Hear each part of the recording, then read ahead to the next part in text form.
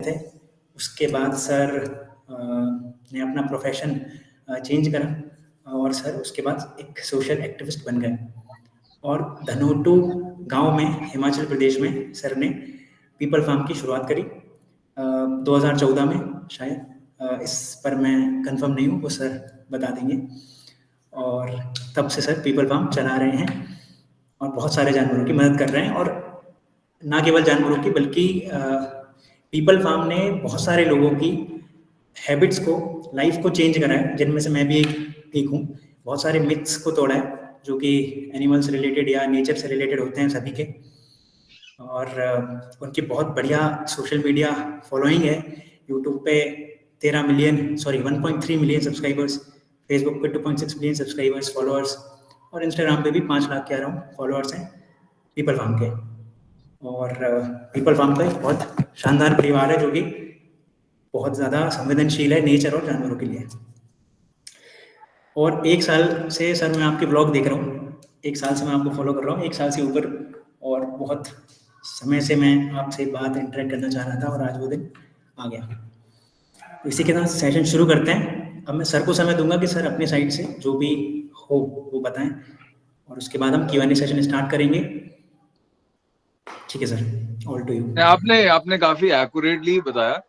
तो इससे पहले मैं अपनी एक टेक कंपनी, मेरा स्टार्टअप था यूएस में, जिसको एग्जिट करके 2011 में मैं इंडिया आ गया था। पीपल फार्म की शुरुआत 2014, आपने सही बोला, 2014 दिसंबर में हमने करी।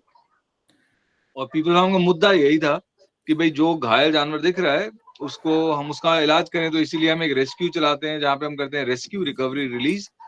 और साथ ही साथ जो सोशल मीडिया के आपने इतने इंप्रेसिव आंकड़े बताए, वो इसलिए है कि भाई हम लोगों को अवेयर कर सकें।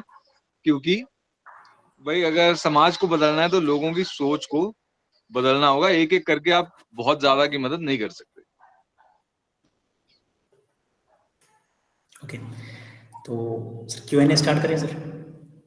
हाँ बिल्कुल। ओके सर,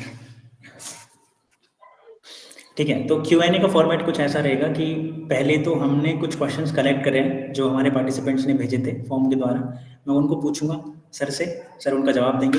इसी बीच अगर आपको कोई सवाल आता है तो आप अपना हाथ उठाएं, मैं आपका नाम लूँगा, आप अपने आप को अनम्यूट करें और अपना सवाल पूछ लें। बीच में या जब तक आपका नाम ना लिया जाए तब तक आप ना बोलें, ताकि कोई कैओस क्रिएट ना हो और बढ़िया से एक सेशन हमें मिले। ठीक है, तो सर पहला सवाल है आपसे कि सर आप जन्म से ही ऐसे थे, और ऐसे से मेरा मतलब कि इतने संवेदनशील नेचर के प्रति, जानवरों के प्रति, या फिर ये बाद में आपने कहीं से अडॉप्ट करा है, ये संवेदनशीलता आपने अडॉप्ट करी है? यार अब देखो, क्या लेके मैं पैदा हुआ था उसके बारे में तो नहीं कह सकता, पर हाँ जो भी वैल्यूज हैं वो मुझे मेरी मदर से मिली। तो जैसे बचपन में मम्मी ने ही पहला, भाई मेरे को एक पीला फूल दिखा अच्छा अमलतास का, तो उन्होंने बताया कि भाई इसके बीज होते हैं, इसकी फली में तू तोड़ ले, गमले में लगा ले। तो मॉम से वैल्यूज मिली। और जो आज जो जिस रास्ते पे मैं चल रहा हूँ वो भी मॉम ही वो वैल्यूज देती थी। हाँ उस समय बोरिंग लगती थी, और बाद में जाके फिर मतलब लाइफ ऐसे घूमी कि समझ में आ गया कि मम्मी ठीक थी और मैं गलत था। तो इस रास्ते पे उन्हीं उन्हीं से मिली जो वैल्यूज मिली।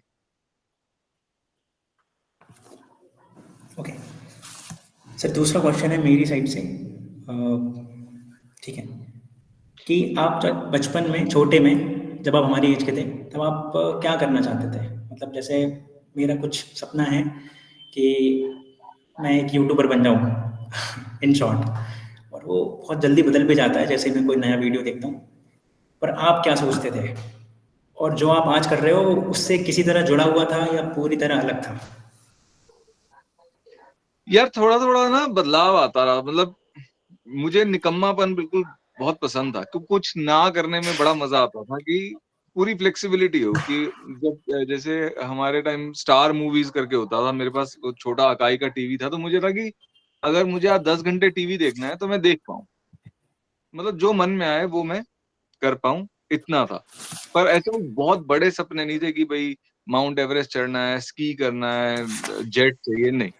आजादी हो, कुछ कुछ ना करने की आजादी। फिर थोड़ा बीच में जैसे जब मम्मी डॉग रेस्क्यूज वगैरह कराती थी तो दिमाग में ये था कि कभी कि भाई बड़े होंगे तो डॉग्स की मदद करेंगे, कुछ करेंगे, मतलब एनिमल्स की मदद करेंगे, पर एनिमल्स के नाम पे गली के कुत्ते ही थे दिमाग में। पर वो चीज कहीं पे दब दबा गई थी, ऐसा नहीं था कि यही आगे जाके बस इस मिशन की ओर नहीं चल पड़ा था।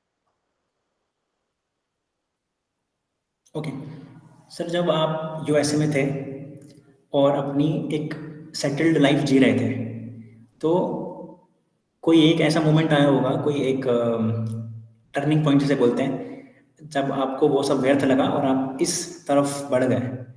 वो मोमेंट या वो पॉइंट ऑफ टाइम क्या था और वो कैसे आया था, कैसे क्रिएट हुआ था? मैं उसे मूवमेंट नहीं कहूंगा, मैं फेज कहूंगा।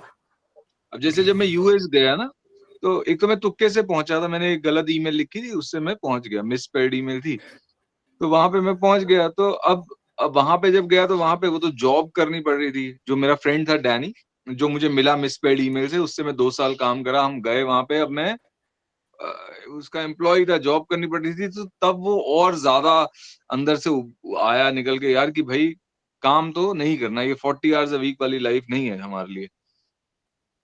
तो साथ साथ अपना छोटा मोटा काम करा था, वो कंपनी बन गई वहां पे। और एक पॉइंट पे वो कंपनी उस मुकाम पे आ गई जहां पे हमारी जो छोटी सी टीम है वो उसको ऑटो पायलट पे मैनेज कर पा रही थी। सॉरी, आप लोग सुन पा रहे हैं? ये पड़ोस में कुछ डीजे वीजे बज रहा है, I hope that's not too much of a noise. Yes sir सुन पा रहे हैं। ठीक है। अच्छा, हाँ क्लियरली, बस चटोरी की हाँ आवाज़ आ रही है तो, सर। हाँ जी। बस चटोरी की आवाज़ आ रही है, चटोरी या कोई और शर्मीली हाँ, वगैरह? वो तो डॉग तो है ही।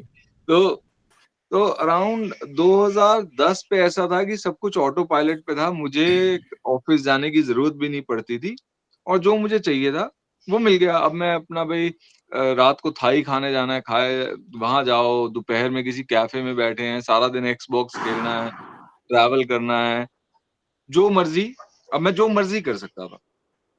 कुछ टाइम तो वो अच्छा लगा, अब फिर लगे कि यार अब इसमें तो मतलब इज दिस इट, अब मैं क्या करूं, नेक्स्ट मैं क्या करूं। होता क्या है कि मोस्ट लोग जो है ना वो कैरेट के पीछे भागते रहते हैं, या तो वो कैरेट तक पहुंचते नहीं है, जब वो पहुंच जाते हैं तो फिर वो अपने आप को नई कैरेट दे देते हैं, तो इस चक्कर में वो फंसे रहते हैं। उनके उनके पास कभी वो साइलेंस नहीं आती है। मेरे पास क्या था, मेरे क्योंकि सपने कभी बड़े थे नहीं, मेरे को यही था कि मुझे कुछ भी नहीं करना। अब मैं उस मुकाम पे पहुंच गया जहां पे मैं कुछ भी नहीं कर रहा, तो अब मुझे लगे कि भाई मैं तो हैप्पी तो हूं नहीं।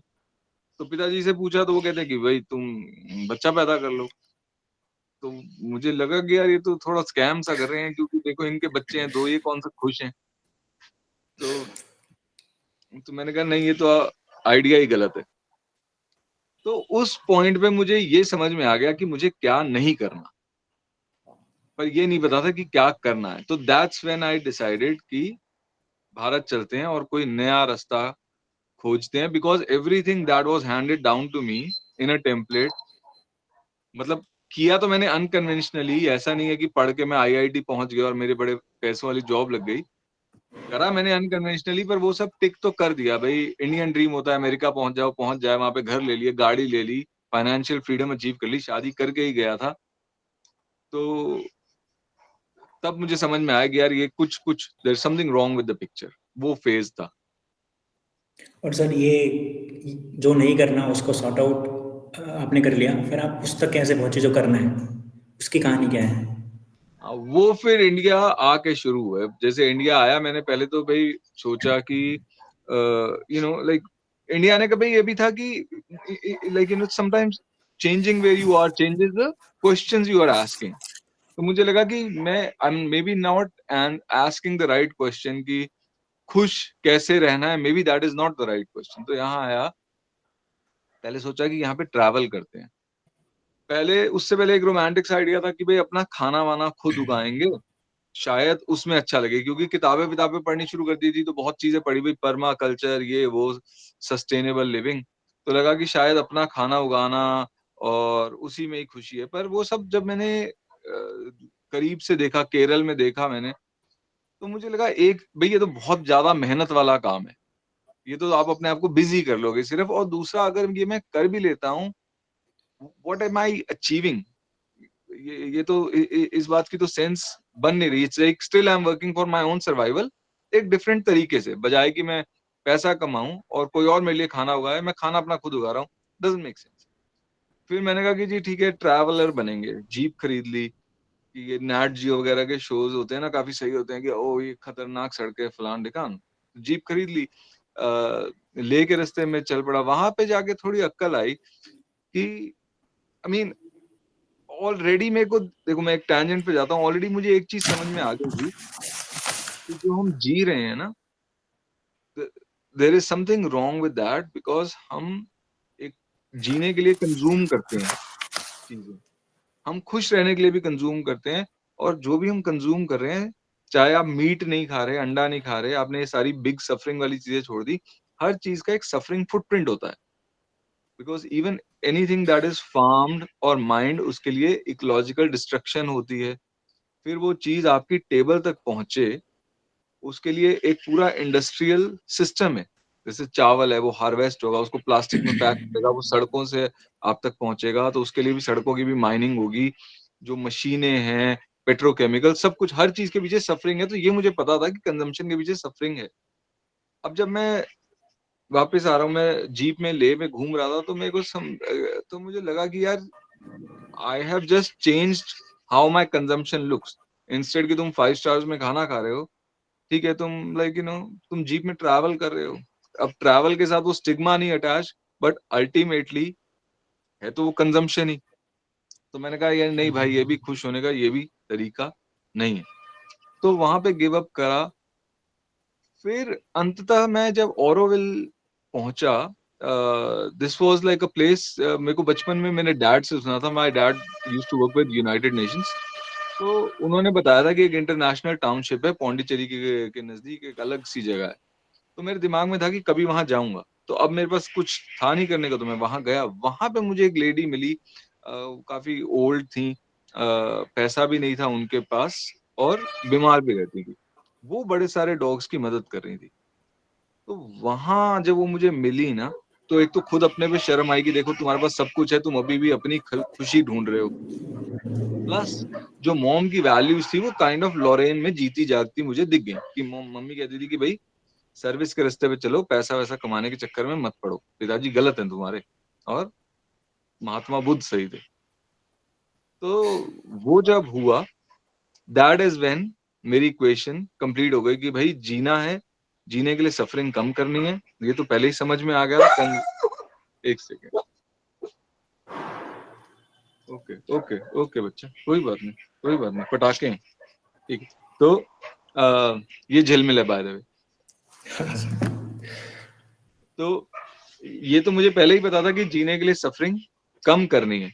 पर देखो, आप जीते हो तो सफरिंग आप कॉज तो कर ही रहे होते हो, है ना। चाहे आप जितना मर्जी कंजम्पशन कम करो, आप उसको एलिमिनेट तो नहीं कर सकते।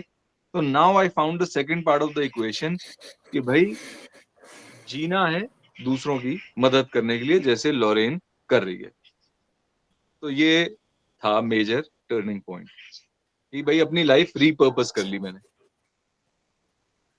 Okay sir. Sir next question है कि आपके हिसाब से एकेडमिक्स का या एकेडमिक कैपेबिलिटीज का, सॉरी सॉरी, किसका? एकेडमिक्स के आगे क्या कहा आपने? एकेडमिक कैपेबिलिटीज कैपेबिलिटीज जी। का क्या रोल है कुछ क्रांतिकारी करने के लिए जो कि आप कर रहे हो? क्योंकि सर मैं जब आपको किसी से इंट्रोड्यूस करता हूँ, तो मैं बोलता हूँ कि एक बंदा है जो एनिमल्स को रेस्क्यू करता है, उनको रिहेबिलिटेट करता है। वो इतना ज़्यादा ल्यूक्रेटिव नहीं लगता लोगों को। पर जब मैं उनसे कहता हूँ कि एक एक्स पेपैल एम्प्लॉय है जो यूएसए से शिफ्ट हुआ है, जो एनिमल वेलफेयर कर रहा है, वो ज़्यादा ल्यूक्रेटिव लगता है लोगों को सुनने में। ट्रू। तो हाँ, तो ऐसा क्यों सर? और आपके हिसाब से ये कितना वाजिब है? यार दो तीन चीजें हैं। देखो, एक तो ये है कि कन्वेंशनली सक्सेस को किस रूप से देखा जाता है। ठीक है, तो कन्वेंशनली एक बड़ी कंपनी के साथ काम करना, बाय द वे मैं पेपैल के साथ काम करता था, आई वाजंट देयर एम्प्लॉय, है ना। ओके तो एक बड़े, मतलब बड़ी कंपनी के साथ काम करना, यूएस जाना, पैसा कमाना, all of these things are seen as symbols of success. तो अंडरस्टैंडेबल है कि जब आप वो बताओगे किसी को, तो वो उसी पे रहोगा, बिकॉज पीपल आर इंडोक्ट्रिनेटेड ना इन्हीं चीजों से। ओके, तो दूसरा आपके आपका हिसाब से क्वेश्चन था, एकेडमिक, हाँ हाँ उसी पे हाँ आ सर, रहा हूं मैं, कि देखो कोई भी चीज, चाहे वो आपका आपने एकेडेमिया से वो स्किल सेट एक्वायर किया है या आपने खुद सेल्फ लर्निंग से किया है, everything is means to an end. मेरे हिसाब से सबसे पहले तो जरूरी है कि आपका लाइफ में एक गोल हो, कि आपको पता हो कि आप करना क्या चाहते हो। And it doesn't have to be like a grand goal, it doesn't have to be a noble goal. एक चीज आपको पता होनी चाहिए, चाहे आप कह रहे हो कि यार मुझे पैसा कमाना है, and that's a very stupid goal, पर मान लो यही है कि भाई मुझे पैसा कमाना है, चाहे आपको नहीं पता पैसा किस लिए कमाना है। जैसे मुझे आजादी चाहिए थी, नहीं पता था आजादी किस लिए चाहिए, it was a stupid goal. At least there was a goal, and then everything is in service to that. आपने प्रोग्रामिंग सीखी है ताकि आप वो आजादी या आप उस पैसे तक पहुंच सको। तो यही एकेडमिया का भी यही रोल है, if you have a goal, you know, and if making those academic decisions take you towards that goal. मान लो आपका बचपन में आपका सपना ये है कि भाई मुझे यूट्यूबर बनना है या मुझे एक्टर बनना है, और आप मेडिकल कॉलेज में ले लो एडमिशन क्योंकि मिल रहा है और प्रेस्टिजियस मेडिकल कॉलेज है, तो यार वो तो उसने तो आपके जीवन के गोल में खलल डाल दिया ना, मतलब दूर ले गया आपको उससे। बिल्कुल सर। तो सर एकेडमिक कैपेबिलिटीज का बहुत ज़्यादा रोल नहीं है कुछ क्रांतिकारी करने के लिए, या नहीं, ये ये भी तो मैंने ज़रूरी है? कहा ही नहीं। नहीं नहीं नहीं, नहीं। हाँ सर। क्यों नहीं है भाई, देखो आपको कुछ भी क्रांति, कुछ भी बदलाव लाना है, उसके लिए कुछ तरीके हैं, ठीक है। उसमें हो गया आपका awareness, education, policy, innovation, enterprise, service. Now वही तो मैं कह रहा हूं, अब ये कोई भी आपका रास्ता अब डिपेंड करता है। मैं ये कह रहा हूं कि academic is not the only thing, पर अगर if you are that kind of person, then academia can take you on okay that road ना, है ना। Okay okay sir. सर ये थोड़ा सा डीप सवाल है, जब आप नॉनवेज थे हम्म। तब आप जानवरों के प्रति ज़्यादा करुणामयी थे, या अब जब आप वीगन हैं तब हैं, या दोनों समय पे बराबर ही थे? I hope you understood the question. हाँ हाँ, पर यार पता है इसका, मैं जो भी जवाब दूंगा ना थोड़ा बना के ही दूंगा, क्योंकि देखो अब मैं नॉनवेज खाता था जब मैं 17 का था, आज मैं 44 का हूँ ऑलमोस्ट। तो अब मैं कहाँ मुझे याद मैं कितना करुणामय था। और दूसरा, तब मेरी करुणा की अंडरस्टैंडिंग भी अलग थी। तब मेरी समझ थी भाई कुत्ता दिख रहा है, दुम हिला रहा है, उसको बिस्कुट दे दो, देखो आप कंपैशनेट हो। आज मुझे पता है ये डॉग है, इस पे से गाड़ी निकल के गई, इसके इंटेस्टाइन बाहर है, I need to kill the dog immediately, euthanize the dog immediately, ताकि he doesn't suffer. I would say कि with age generally I have gotten more compassionate, because wisdom is a big part of compassion, and with years you acquire more wisdom, you know, with years you get more experience, more wisdom। तो मैं अब ज्यादा compassionate हूँ, but that's got nothing to do with मैंने meat खाना छोड़ दिया मैं इसलिए कंपैशनेट,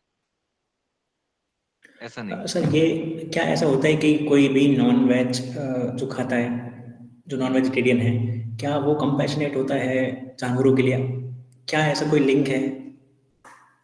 यार नॉन देखो नॉनवेज खाने वाला भी कंपैशनेट हो सकता है, और नॉनवेज जो नहीं खाता वो भी हो सकता है कंपैशनेट। नाउ डिपेंड करता है ना ओ, उसका नॉनवेज खाने का क्या रीजन है। अभी एक बंदा कहता है भाई मुझे तो ये इस गाय को मारना ही है, मैं इसको खा के ही रहूंगा, भाई वो तो दरिंदा है ना। उस पर कई लोग होते हैं जो हैं कंपैशनेट, पर या तो उन्होंने they haven't made the connection yet, nonveg वाला, या they are addicted to it, या उनको उन्होंने कोई सॉलिड बहाना बना रखा है, एक रैशनलाइजेशन है जिसे वो ओवरकम नहीं कर पा रहे। बट आई वोंट से कि जस्ट बिकॉज आप नॉनवेज खा रहे हो you don't care for animals. I say कि even after you care for animals, although it's incorrect, but because of circumstances, but because of lack of willpower, हो सकता है आप कुछ समय तक नॉनवेज खाते रहो, बट इवेंचुअली वो बंदा फिर छोड़ेगा जो केयर करता है। सर एक्चुअली मैं एक जगह पे रहता था एज अ पेइंग गेस्ट, वहाँ पे जो मालिक थे उस घर के, वो नॉन वेज खाते थे, पर वो जो गली के बहुत सारे कुत्तों का ख्याल रखते थे। और उस समय पे मैं थोड़ा और छोटा था, 3 साल पुरानी बात है ये। तो मैं अपने आप से ये सवाल पूछता था, यार ये नॉन-वेज खाता है बंदा, फिर भी ये कुत्तों के लिए बहुत कुछ करता है, तो ये तो बहुत कॉन्ट्राडिक्टरी बात है। हाँ, पर वही है ना कि क्या क्या ये कॉन्ट्राडिक्शन किसी ने उनको उनके सामने उजागर करी? अभी मुझे भी सेम यही कहा गया था जब मैं 17 का था, भाई तू डॉग्स को तो खाना देता है, बकरों को तू खा जाता है, मुर्गी को तू खा जाता है, वो कोई पेड़ पे थोड़ा ना लग रहा है चिकन। तो मैंने कहा हाँ यार पॉइंट ठीक है। तो because it was rationally correct and I couldn't live with an you know with a logical inconsistency, तो मैंने नॉन-वेज छोड़ दिया। लेकिन अब देखो, अब जब नॉन-वेज छोड़ा, पर ऐसा तो नहीं है ना कि वीगन होने वाली अक्ल आ गई। पता ही नहीं था कि गाय के साथ क्या होता है। अब वो हुआ जाके जब मैं था 28 का, है ना? तो फिर वो तब छोड़ा। तो इट डिपेंड्स कि क्या it's a lack of information, it's a lack of will power, या you don't care. Okay sir. Okay sir, और उन सारे सॉल्यूशन या इन सारे प्रॉब्लम्स जो आपने अभी डिस्कस करे, इनको क्योर करने में पीपल फार्म हेल्प कर रहा है, और हम इस तरह के इवेंट करके हम भी शायद वही कर रहे हैं। ओके। बिल बिल्कुल ऑनेस्टली मैं बोलूँ तो मुझे लगता है कि हम कुछ सॉल्व नहीं कर रहे। ओके। बस हम ये कर रहे हैं कि अगर हमारे इस एफर्ट के बिना प्रॉब्लम का ग्राफ बिल्कुल ऐसा जाता, तो क्योंकि हमारे एफर्ट्स हैं, तो वो ग्राफ उतना ऊंचा ना जाके उसकी स्लोप थोड़ी कम हो जाएगी, ओके है सर। ना? क्योंकि ओके। क्योंकि द नंबर ऑफ पीपल जो वॉयलेंट आइडियाज को प्रमोट कर रहे हैं, उनका नंबर बहुत हाई है। वो बच्चे भी बहुत पैदा कर रहे हैं, वो पोजीशन ऑफ पावर पे भी हैं, चाहे वो गवर्नमेंट में हो या रिलीजन में हो। तो हमारे हमारे जो ये नॉन वायलेंट आइडियाज हैं, अभी वो बहुत बहुत कम लोग हैं जो इस बारे में बात कर रहे हैं। We just slowing down the rate of growth of suffering. Sir. Okay sir, तो अभी मैं जो पार्टिसिपेंट है उनको चांस देता हूँ। तो Anjali, you can unmute yourself एक and minute ask the Ritik, question. Ritik, sorry to interrupt you, but form से भी कुछ लोगों ने क्वेश्चंस पूछे हैं, तो I would like to address them first. कितने लोग हैं, कितने सो क्वेश्चन आर यू हैं? Okay? We have like 3 to 4 questions. ठीक है। Okay. So first question, Anand asked, why animals suffer in their life even when they haven't done anything bad deed in their lifetime? Like why they suffer?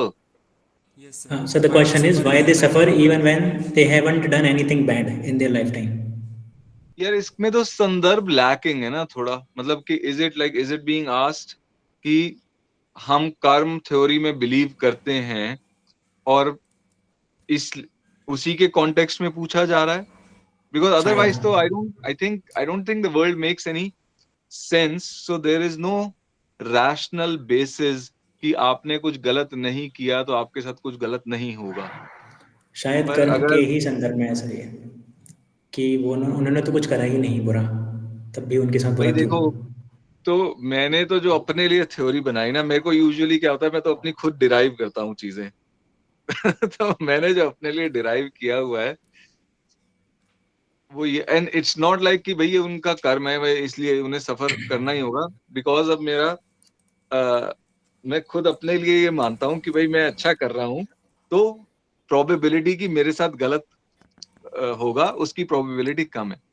तो फिर मेरे दिमाग में भी जब जानवर वाला क्वेश्चन आया, तो मैं तो अपने जो दिमाग में बिठा रखा है वो ये कि देखो, जो भी हम बुरी चीजें कर रहे हैं ना, because human beings are at like मान लेते हैं मैक्स प्रिविलेज पे है, ठीक है?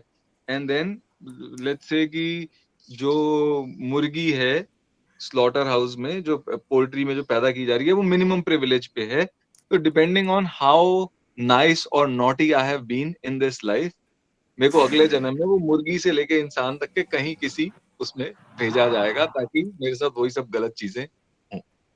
Does that make sense? Yes sir. But usually मैं इस तरह की चीजें जो मुझे प्रोडक्टिव होने में हेल्प नहीं करती, मैं उनके बारे में सोचता नहीं हूँ। Okay. So Param. let's move on to our next question. It was asked by Manu Yadav. I guess Manu Yadav is in the meet. Manu Yadav, are you there?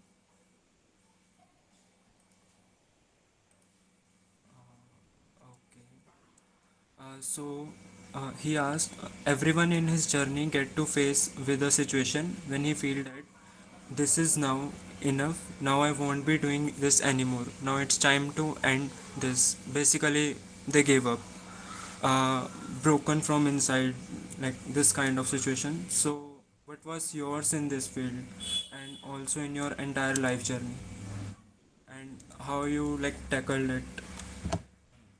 यार देखो, जो मेरा फर्स्ट मेच्योर थॉट था ना एक बारी कि I want to end it all, वो तो that didn't come from a such a that didn't come from a dark place, that came कि भाई मेरे को जो जो मतलब जो मुझे चाहिए था मेरे पास है, और अब मुझे, और अगर मैं अब जीता रहता हूँ तो मैं कंज्यूम करूंगा और मैं सफरिंग कॉज करूंगा, which is a bad thing. And मैं अपने आप को एक अच्छा इंसान मानता हूँ, एक झिलमिल बच्चा, हाँ मैं अपने आप को एक अच्छा इंसान मानता हूँ, तो मैं कैसे जीता रह सकता हूँ नोइंग कि my life will cause suffering. तो that is the first time I had thought about it. उसके बाद मैंने अपनी लाइफ कर ली रीपर्पस, और फिर ये पीपल फार्म वाला मिशन शुरू हो गया अंततः 2014 में। अब ये करते हुए बहुत बारी ऐसा लगता है कि यार मैं थक गया हूँ, मुझसे नहीं हो रहा, मतलब हम छोटी छोटी प्रॉब्लम्स के भी हमारे पास समाधान नहीं है, कि भाई अब हमारे पास 70 एनिमल्स की जगह है, लेकिन रोज हमारे को 10 और एनिमल्स के बारे में कॉल आ रही है, हम उन्हें नहीं ले पाते। या पपी ठीक हो गया है, उसकी अडॉप्शन नहीं होती, या अडॉप्शन हो भी जाएगी तो वापस आ जाएगा, या घर अच्छा नहीं है, तो there are so many things we can not solve, and वो आपको थका देता है। तो मेरी ये स्टेज तो मेरी परपेचुअली है जो आपने डिस्क्राइब करी है ना, but the only thing that keeps me going is कि भाई हमने जिनकी मदद करने की ठानी है, दे आर वर्स ऑफ। मेरा इमोशनल डिस्ट्रेस जितना भी बड़ा है, फिर भी मैं नहीं चाहूंगा कि I trade places with a dog और अ काउ जिसके ऊपर एसिड फेंक दिया गया है या जिसको गाड़ी मार गई है। तो even at my darkest, emotionally lowest phase, मैं उनसे ज्यादा प्रिविलेज हूं, एंड दस मेरे पास एक ही रास्ता है कि ये करने का है भाई। समझ रहे हो? तो rationally I have pinned myself in a way कि मेरे पास एक ही ये रास्ता है। इनफैक्ट उस दिन कोई कमेंट में कह रहा था किसी इंस्टाग्राम पोस्ट पे मेरी कि यार तुम काम ही ऐसा कर रहे हो जैसे somebody has a gun to your head, and I'm like हाँ, I have put that gun to my head कि और कोई रास्ता नहीं है, ये करना ही है, hell or high water। Thank you, sir. So now I would like the viewers who would like to ask questions. Okay, so first, okay, I'm doing that, Param. Okay, first of all, Anjali, you can unmute yourself, ask the question, and then again mute yourself. सबसे पहले तो मैं sir को thank you कहना चाहूँगी कि मैं sir की बहुत बड़ी फ़ैन हूँ और सर बहुत अच्छा काम करते हैं। और मेरा अरे क्वेश्चन ये है कि सर पीपल फार्म कैसे जॉइन कर सकते हैं? देखिए, ज्वाइन किस कैपेसिटी में आप करना चाहेंगे उस पे निर्भर करेगा ना। अगर आप एज अ वॉलेंटियर आना चाहते हैं तो आप हमारी वेबसाइट पे ईमेल एड्रेस दिया हुआ है, फोन नंबर दिया हुआ है, उस पर संपर्क करें, उन्हें बताएं वॉलेंटियर करना चाहते हैं, वो आपको पूरा बता देंगे कि ये करना पड़ेगा आपको, एंड आना चाहते हो तो आप आ जाओ। स्किल क्या-क्या चाहिए होगी? वॉलेंटियरिंग के लिए तो कोई स्किल नहीं चाहिए, वॉलेंटियरिंग के लिए तो सिर्फ एक चीज चाहिए, ओबीडियंस एंड पंक्चुअलिटी। भाई अगर आपको लगता है कि आप जल्दी बोर हो जाते हो, या डॉग पूप नहीं उठा पाओगे, या बर्तन नहीं साफ कर पाओगे, तो नहीं कर पाओगे आप ये काम, और वो आपको इस तरह क्लियरली बता देंगे। दूसरा ये है कि अगर आप एज एन एम्प्लॉय ज्वाइन करना चाहते हो तो टाइम टाइम से हमारी वैकेंसीज निकलती रहती हैं, जैसे फिलहाल हमारी वेट की वैकेंसी निकली हुई है। इंजीनियर्स वाली कोई वैकेंसीज नहीं होती है? अब हमारा काम ऐसा नहीं है, सीईओ की वैकेंसी है कि भाई अगर कोई थोड़ा संभाल ले मेरी जगह आके, तो मैं थोड़ा अपना लिखाई पे ध्यान देना चाहता हूँ, जो कर नहीं पाता, क्योंकि देखो ना सुबह उठते ही तो फोन चालू हो जाते हैं, क्या करना है, ये प्रॉब्लम है बड़ी। मेरी तो बड़ी मुंडेन सी, बोरिंग सी चीजें मैं सॉल्व कर रहा सॉफ्टवेयर होता हूँ। रिलेटेड कुछ, सॉफ्टवेयर रिलेटेड कुछ। यार ये टेक वालों का ना यही होता है कि हर प्रॉब्लम सोचते हैं टेक से सॉल्व हो जाएगी। आप ऐसा करो ना, आप मुझे ईमेल तो कर ही दो ना अंजलि, ठीक है? तो अगर कुछ दिमाग में आता है कि यार यहाँ पे टेक्नोलॉजिकल मदद चाहिए, तो फिर मैं आपको बताऊंगा। अभी अभी तो मैं फर्स्ट ईयर स्टूडेंट हूँ, बीटेक सीएससी और data science and artificial intelligence की। लेकिन मतलब मुझे सेकेंड ईयर थर्ड ईयर में मुझे ज्वाइन करना है पीपल फार्म। अच्छा देखो, मैं आपको एक एक प्रॉब्लम सेट बताता हूँ जो मैं सालों से सॉल्व करना चाहता हूँ पर हो नहीं रहा। अब एनिमल वेलफेयर के बारे में ना जो सारी ये नॉलेज है ना, वो बड़ी ट्राइबल सी है। जैसे लोगों को पता होता है कि यार हाँ वहाँ बिलासपुर में ये एक लड़का है जो रेस्क्यू कर लेगा, ये वो फॉर्मलाइज नहीं है ये नॉलेज। तो कहीं से कोई इकट्ठी करके एक छोटा सा बॉट बना दे या कुछ ऐसा ही वेबसाइट ही बना दे जहाँ पे ये क्वेरी करके कोई देख सके कि मेरे नियर बाई कौन है। मतलब टेक्नोलॉजी बहुत सिंपल है इसमें, पर कहीं से वो डेटा अक्यूमुलेट करने के लिए कोई कोई कोई पहल ट्रैकिंग कर ऐप, नहीं रहा। Tracking app just like. Tracking app भी नहीं, बड़ा बेसिक है। मैं तो एक सिंपल एक वो कह रहा हूँ कि एक वेबसाइट है जहाँ पे कोई आए सर्च कर ले भाई हमारे पास कौन सा रेस्क्यू है हमारी डिस्ट्रिक्ट में। वो बस बस। नॉलेज इकट्ठा करना जो है ना, वो डेटा इकट्ठा करना, वो है पेनफुल काम। तो अगर वैसा कुछ दिमाग में आता है तो वैसा कर सकते हैं। या फिर आप आजकल तो जैसे वेटनरी चीजें भी एआई बता रही है, तो वैसा कुछ बना सकते हैं वेटनरी, सर बन जाए। मतलब एआई से एआई पे क्वेश्चंस देगा भाई तो। एआई से पूछ ले कि मुझे जी चिड़िया का बच्चा मिला है 3 महीने का, इसको क्या खिलाऊं। तो एआई उससे पूछ ले कि भाई चिड़िया के बच्चे की फोटो दिखाओ, फिर वो बंदा फोटो डाल दे, फिर वो कहे ये तो जी फलानी जर्मन स्पैरो है, इसको तो आप सिर्फ यही खिला सकते हो। अरे ये तो उल्लू है, उल्लू को आप इस तरह का खाना दे सकते हो। और वो वाउंड वाउंड देख के वो बता कि इसमें ट्रीटमेंट कैसा दे सकते हैं। हाँ कुछ ऐसा हो जाए, वुंड देख के बता दे। जरूर ट्राई करूंगी सर मैं, जरूर। और सर चलिए। मुझे ओके। एक और डाउट ये है कि जैसे अगर मुझे पीपल फार्म स्टार्ट करना है, नॉन प्रॉफिट ऑर्गेनाइजेशन करना है, तो उसमें मतलब बैलेंस इनिशियल अपन फंड कर देंगे, फिर उसके बाद कैसे वो फंड उसका बैलेंस होगा? हाँ गुड क्वेश्चन। तो देखो, वही है कि आप जब शुरू करो तो ऐसा करो कि 2-3 साल का खर्चा अपनी जेब में हो, ठीक है? हम्म। और अपनी फिर गतिविधियां उतनी ही सीमित रखो जितना आपका बजट है, कि भाई हम्म। पता है कि हम मात्र 6 कुत्तों की ही मदद कर पाएंगे हर महीने, तो उसी हिसाब से चलो। और फिर जब आप ये काम कर रहे होगे और आप इसको सोशल मीडिया पे डॉक्यूमेंट करोगे, एक सेकंड मैं बात कर लूं या तुम बात करोगे ना? अरे सॉरी यार। ओके, तो और जब इसको आप सोशल मीडिया पे डॉक्यूमेंट करोगे तो आपके साथ लोग जुड़ेंगे, हम्म। और वो जब उनका एक ट्रस्ट जब आपके साथ बन जाएगा ना, तो वही आपको रेगुलरली डोनेट करेंगे। आप कहोगे भाई हमारे को एक बार डोनेट करने से अच्छा आप हमारे को महीने का एक एक्स अमाउंट दे दो। वहां से जब आपका मंथली जो अभी आपका खर्चा है वो मीट हो जाएगा, फिर आप ग्रेजुअली ग्रो करोगे।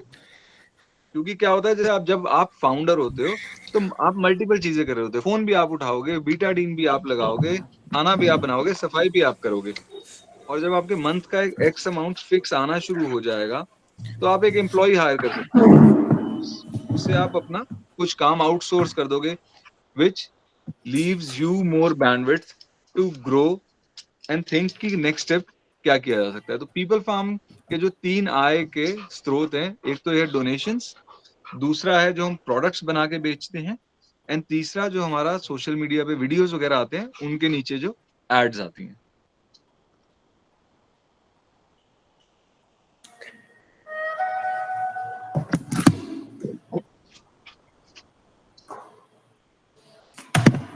Okay Anjali, thank you.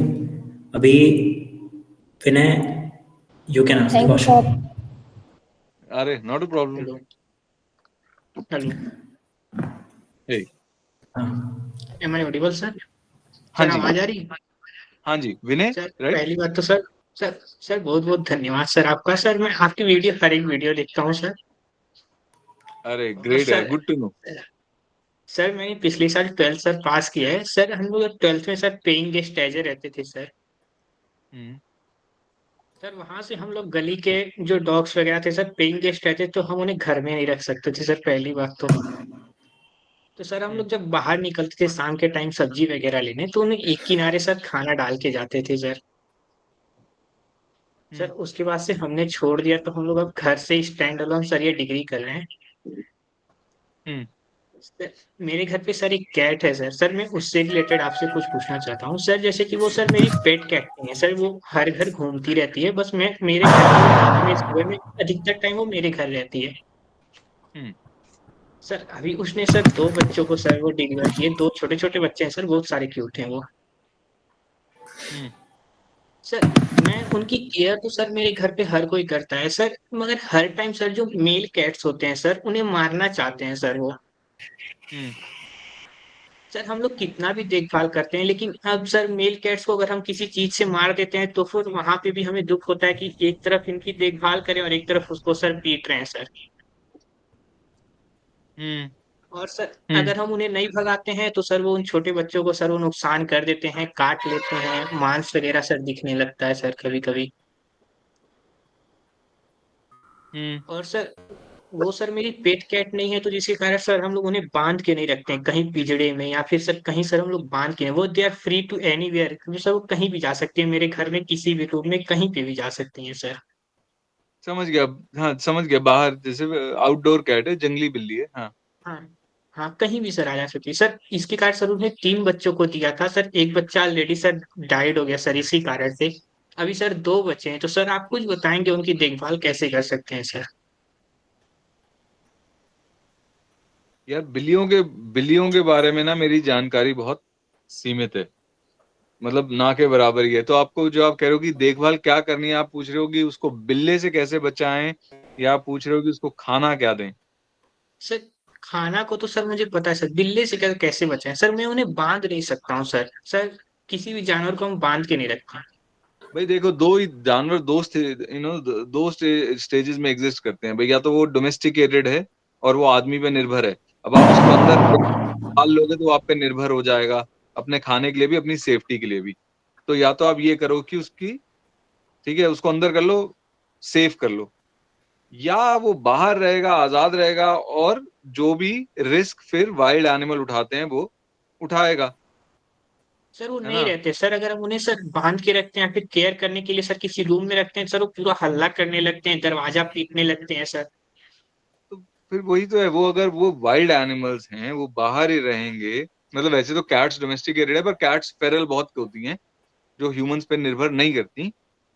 तो अगर वो फेरल हैं तो वो बाहर रहेंगे, and they run the risk, they run, and वो ओके है। बिकॉज अगर आप देखो, आप नेचर में से ये डेथ कंट्रोल हटा दो, अब जानवरों में बर्थ कंट्रोल तो होता नहीं है, और डेथ कंट्रोल भी आप अगर हटा दोगे तो उनकी आबादी मतलब बेइंतहा हो जाएगी, और फिर सफरिंग भी उसी अनुपात में बढ़ेगी ना, जिस अनुपात में आबादी बढ़ेगी। सर इस बात को लेकर के सर ये सर दिल नहीं मानता है कि छोटे छोटे थे वो मर गए हैं, दिख नहीं रहे हैं सर। यार देखो, ये दिल का चक्कर ही होता है। जो हमारे इमोशंस होते हैं ना, they sometimes cloud our decision making. मैं आपको एक सिंपल सी बात बताता हूँ। मान लो कि बिल्ली ने बच्चे दिए, अब उसमें दो फीमेल्स हैं। अगर बिल्ला उनको मार देता है, उस सर बच्चे वो के साथ तो फीमेल्स गलत को नहीं हुआ, पर मारते हैं ना सर। अच्छा सर वो वो केवल मेल्स को मेल मार रहे कैट्स हैं। को ही सर मार देते हैं। यार लाइक आई सेड कि आई मीन ये तो थोड़ी बाइनरी चॉइस ही है इस केस में ना। या तो आप उनको भाई डोमेस्टिकेट करो, जो आप कह रहे हो कि ना वो होना चाहते हैं, है ना, या आप ये सर उन्हें फिर आजाद रहने दो, and they run the risk that are existent in nature. इसका कोई मुझे इमीडिएट तो और कोई थर्ड सॉल्यूशन मुझे नहीं समझ में आ रहा। Okay sir, thank you sir. Okay, thank you Vinay. Question आपकी टीम को लेके, मैं आपकी पूरी टीम को जानता हूँ और आपकी टीम बहुत परफेक्ट है या लगती है एटलीस्ट हमें तो वो टीम आपने ढूंढी कैसे, वो कैसे मिल गई आपको? यार एक इन एक शॉर्ट। करके ही लोग जुड़ते गए, एक एक करके ही लोग जुड़ते गए। कुछ लोग एज वॉलेंटियर आए थे, वो जुड़ गए। फिर किसी ने जैसे सोशल मीडिया से कई लोग जुड़े, फिर हमने कोई वैकेंसी डाली कि हमें कोई ग्राफिक के लिए चाहिए, वो आ गए। तो इस तरह ग्रेजुअली ऑर्गेनिकली ही बड़े हैं। एंड देन कई बार लोग सिर्फ एक एक्सपीरियंस के तौर पे आते हैं, फिर वो साल बाद चले जाते हैं। तो वो टीम में लोग बदलते भी रहते हैं। Okay sir, next Ketan, you can ask your question. Yes, thank you sir. पहली बात तो मतलब मैं आपको काफ़ी टाइम से फॉलो कर रहा हूँ और मैं आपका बड़ा फ़ैन हूँ, सेम अंजलि और विनय की तरह। और आपके कारण मैंने अंडा खाना छोड़ दिया और लगभग लगभग दूध पीना भी छोड़ दिया है। तो मैं वैसे सही। वेजिटेरियन था, तो वो उसके लिए आप मतलब आपको सब क्रेडिट जाता है। और सहारा सोसाइटी को भी thank you very much for giving me this opportunity. तालियां बनती हैं। Thank you. So I obviously agree with most of your views, पर मेरा क्वेश्चन मर्सी किलिंग और यूथनेशिया के बारे में है। मतलब ये थोड़ा फिलोसॉफिकल क्वेश्चन है एक्चुअली, कि मैं आपको काफ़ी टाइम से फॉलो करता हूँ, इसलिए मुझे आपका स्टैंड भी पता है और I get it, I mean I understand your stand. पर मुझे ऐसा लगता है कि मतलब वीगनिज्म का जो मतलब फंडामेंटल अगर हम प्रेमिस कंसिडर करें, तो मुझे ऐसा लगता है कि ह्यूमंस और एनिमल्स इक्वल है और उनको इक्वल राइट्स मिलने चाहिए, ऐसा मुझे लगता है। तो फिर हम ह्यूमंस में यूथनेशिया को अच्छा कंसिडर क्यों नहीं करते और एनिमल्स में वो जस्टिफाइड क्यों है? तो ये थोड़ा कॉन्ट्राडिक्टरी नहीं हो जाता? हाँ, पर मेरे यूथनेशिया के व्यूज सेम है अक्रॉस ऑल एनिमल्स, चाहे वो ह्यूमन हो या नॉन ह्यूमन हो। पर आई डोंट थिंक कि हमारी society is at a point, खासकर इंडिया में, जहां पे अभी हम ह्यूमन यूथनेशिया के बारे में बात कर सकें। Okay, so you answered my question. Thank you very much. Not a problem. Ramji Gupta, can ask your question.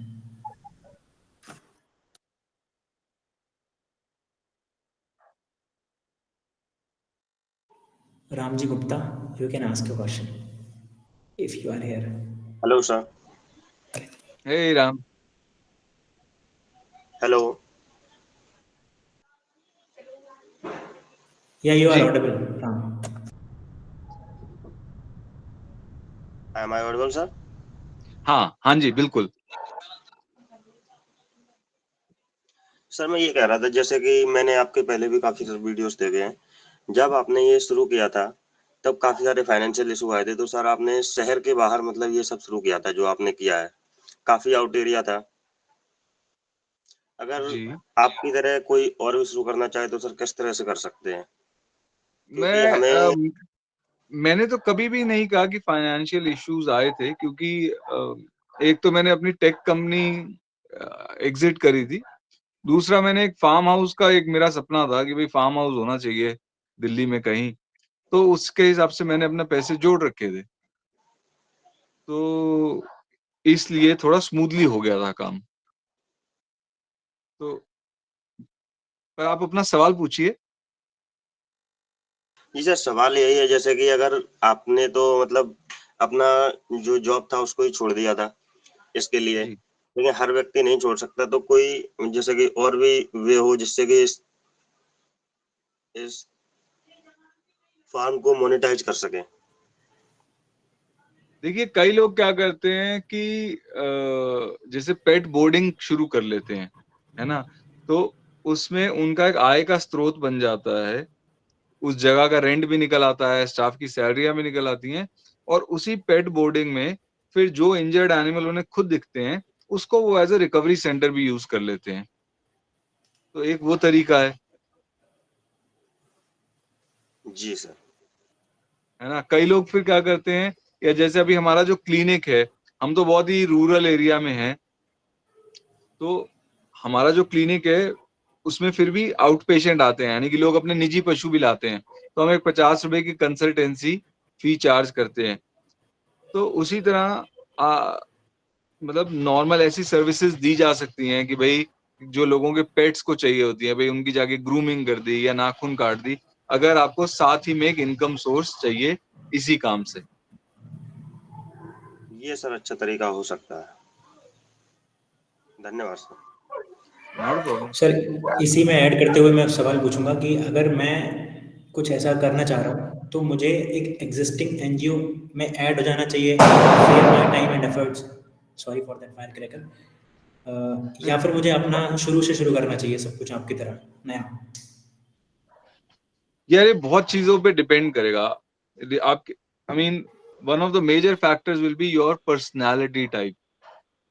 कई लोग होता है कि उनको अपना ही करना होता है, वो किसी के साथ काम कर ही नहीं सकते, पर फिर भी मैं कहूंगा कि शुरू में वॉलंटियर करिए, एक अनुभव लीजिए, एक प्लस एक थोड़ा रियलिटी चेक हो जाता है, एक रियलिटी पता लग जाती है कि भाई ऐसा नहीं है कि आप अच्छा काम करोगे तो सारा दिन ऐसे बहुत अंदर से आनंद ही आएगा, है ना। वो पता लग जाएगा कि भाई अच्छा काम करना में भी बहुत बहुत मुसीबतें बल्कि थोड़ी ज्यादा ही होंगी, पर हाँ आप हर बारी अपने आप को याद दिला लेते हो कि चल यार this is for a purpose, it's not because कि मुझे क्लब जाने के लिए पैसा चाहिए।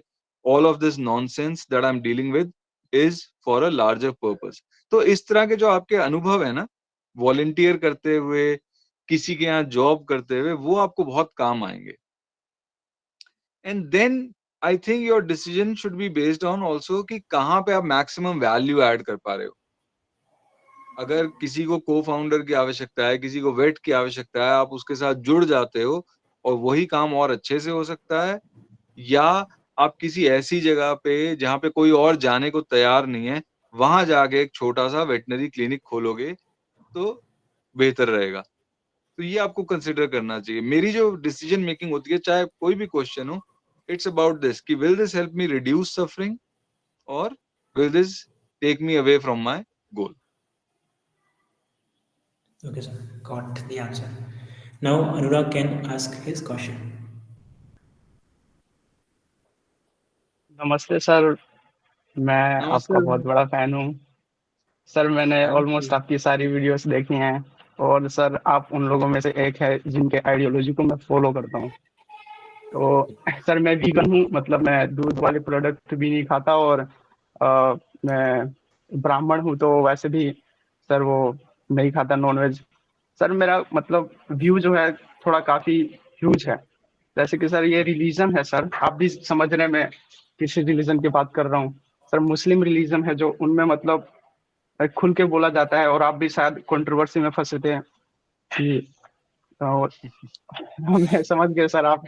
तो मैं ये जानना चाहता हूँ कि सर ये जो मेजोरिटी पॉपुलेशन है, ह्यूमन पॉपुलेशन, जो कि ये ज्यादा ही हमारे व्यू को डिस्ट्रॉय कर रहे हैं, तो ये आप इनसे कैसे डील करते हैं सर? ये इनके आइडियोलॉजी को सर, आप इनके क्रिटिसिज्म को और इनके व्यूज और इनके थ्रेड्स को आप कैसे डील करते हैं सर?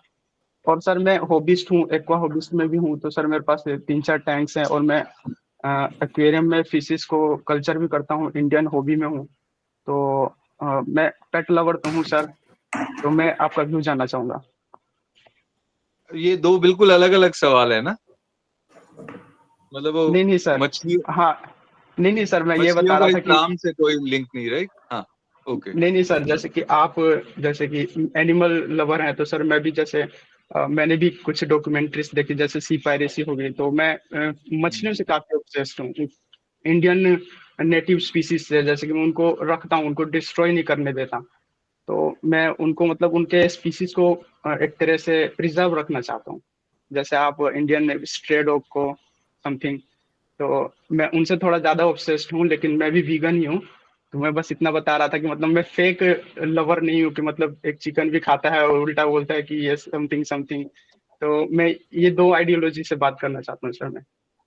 यार देखो, मैं बिल्कुल साफ बात करूंगा, और मुमकिन है कि आपको मेरे व्यूज ना नहीं पसंद आएंगे, तो ये अच्छा है कि आपने ये कहा कि आप आइडियोलॉजी को फॉलो करते हो, मुझे नहीं, क्योंकि ऐसा होता है ना, कई बार हम बंदे को रिजेक्ट कर देते हैं तो आइडियोलॉजी भी रिजेक्ट कर देते हैं उसकी। तो आप एनीवे, आफ्टर दैट डिस्क्लेमर, देखिए अगर हम इस्लाम की बात करें तो इस्लाम में भी उन्होंने मांस वास खाने का जो भी उन्होंने जो लिखा है उससे एक बना लिया कि भाई बकरों को स्लॉटर करना है।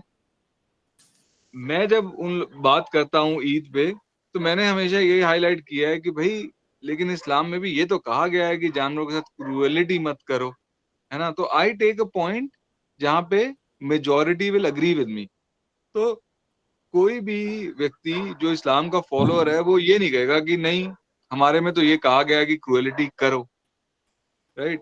तो मैं काटने की बात ही नहीं कर रहा, मैं सैक्रिफाइस की बात नहीं कर रहा, मैं कह रहा हूँ कि भाई ईद से पहले बकरों के साथ क्रूएलिटी होती है, जिस हिसाब से उन्हें ट्रांसपोर्ट किया जाता है, जिस हिसाब से उनकी नुमाइश की जाती है, how can you support cruelty. तो मैं इस तरह का पॉइंट उठाता हूँ। सेकंड, मेरे को लगता है कि जो लोग मेरे जैसे हैं, जो लोग मुझसे रिलेट करेंगे, उनके लिए मेरी बात को समझना आसान है, बजाय कि कोई बंदा जिसकी आइडियोलॉजी बिल्कुल ही अलग हो। तो इसलिए मैं अपना फोकस मोस्टली हिंदूज पे ही रखता हूँ कि भाई आप हिंदुइज्म को मानते हो, हिंदुइज्म में अहिंसा की बात करी गई और वसुधैव कुटुंबकम कहा गया, सर्वे भवन्तु सुखिनः कहा गया, आप मानते भी हो इसको, फिर भी आप नॉनवेज खा रहे हो, भाई ये तो मेरे को बात समझ नहीं आई। तो मैं वहां ज्यादा फोकस रखता हूँ। अब रही बात आपके फिश पालने की, मुझे नहीं लगता कि एनिमल लवर्स को पेट्स इसलिए मतलब किसी को रेस्क्यू करके लाए वो एक अलग बात है कि भाई वो मर ही जाता, उसको बचा लिया एक अलग बात है, बट अदरवाइज मेरे को नहीं लगता कि पेट्स रखने चाहिए। मैं तो पेट ओनरशिप के फेवर में नहीं हूँ। इनफैक्ट मैं स्पीसीज प्रिजर्वेशन के भी फेवर में नहीं हूँ, क्योंकि एक बात तो है, जैसे कि मान लीजिए गैंडे हैं, अब गैंडों को बुरी तरह से कत्ल कर दिया जाता है ताकि उनका वो नाक का वो हॉर्न ले लिया जाए, है ना, बड़ा गंदी तरह उन्हें मारा जाता है। अब मार मार के वो इस कगार पे ले आए जी कि अब 1000 बेचारे गैंडे बच गए।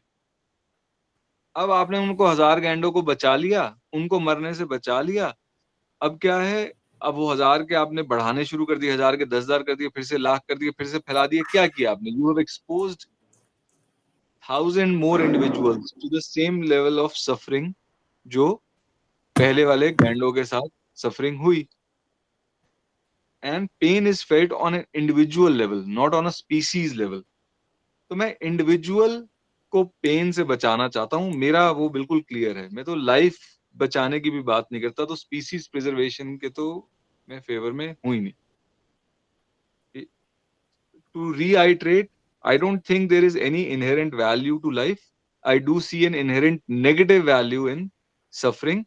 और इसलिए मैं वो काम करता हूँ जो मैं कर रहा हूँ, नॉट बिकॉज कि मैं कोई एनिमल लवर हूँ, I am a suffering hater. Thank you sir for your opinion. Thanks यार, थैंक्स सुनने के लिए। और समझने के लिए सर, अभी हम लोग एक छोटा सा डिस्कशन करते हैं, जहाँ पे मैं आपके सामने कुछ पॉइंट्स रखूंगा जो अक्सर एज अ डिबेट में हम जब फंसते हैं तो हमारे सामने रखे जाते हैं, या आपके सामने भी रखे जाते हैं जब आप मैक्लॉडगन जाते हैं तो, और आप उनका क्विक क्विक आंसर्स दे दीजिएगा। तो ओके सर, जब भी हम कहते हैं कि हमारे ऊपर एक अकाउंट ऑफ रिस्पॉन्सिबिलिटी है, एक अकाउंट ऑफ एक अकाउंट ऑफ अकाउंटेबिलिटी है कि हम सफरिंग पे भी ध्यान दें, उसके बारे में भी सोचें, और सामने वाला कह रहा है कि ऐसा बिल्कुल नहीं, ये तुम्हारी थ्योरी है, क्या जवाब है इसका? हाँ, उससे कोई आर्ग्यूमेंट नहीं है ना। देखो उसका बिलीफ सिस्टम ही अलग है। मैं तो उन्हीं लोगों से बात करता हूँ जो इनका मानना है कि हाँ आप अच्छे इंसान हैं। अच्छा जी, आप अच्छे इंसान हैं, तो आपके हिसाब से अच्छाई क्या है? तो कहते भाई बुरा ना करना अच्छाई है ना, किसी का दर्द कम करना अच्छाई है। तो मैं पूछूंगा जब भी किसी का गला काटना, व्हाट अबाउट दैट? नहीं, वो बुरा है। तो जिसका बिलीफ सिस्टम वो है, वहां उसके उसके अपने बिलीफ्स और उसके अपने एक्शंस की कॉन्ट्रडिक्शन को मैं हाईलाइट करता हूँ।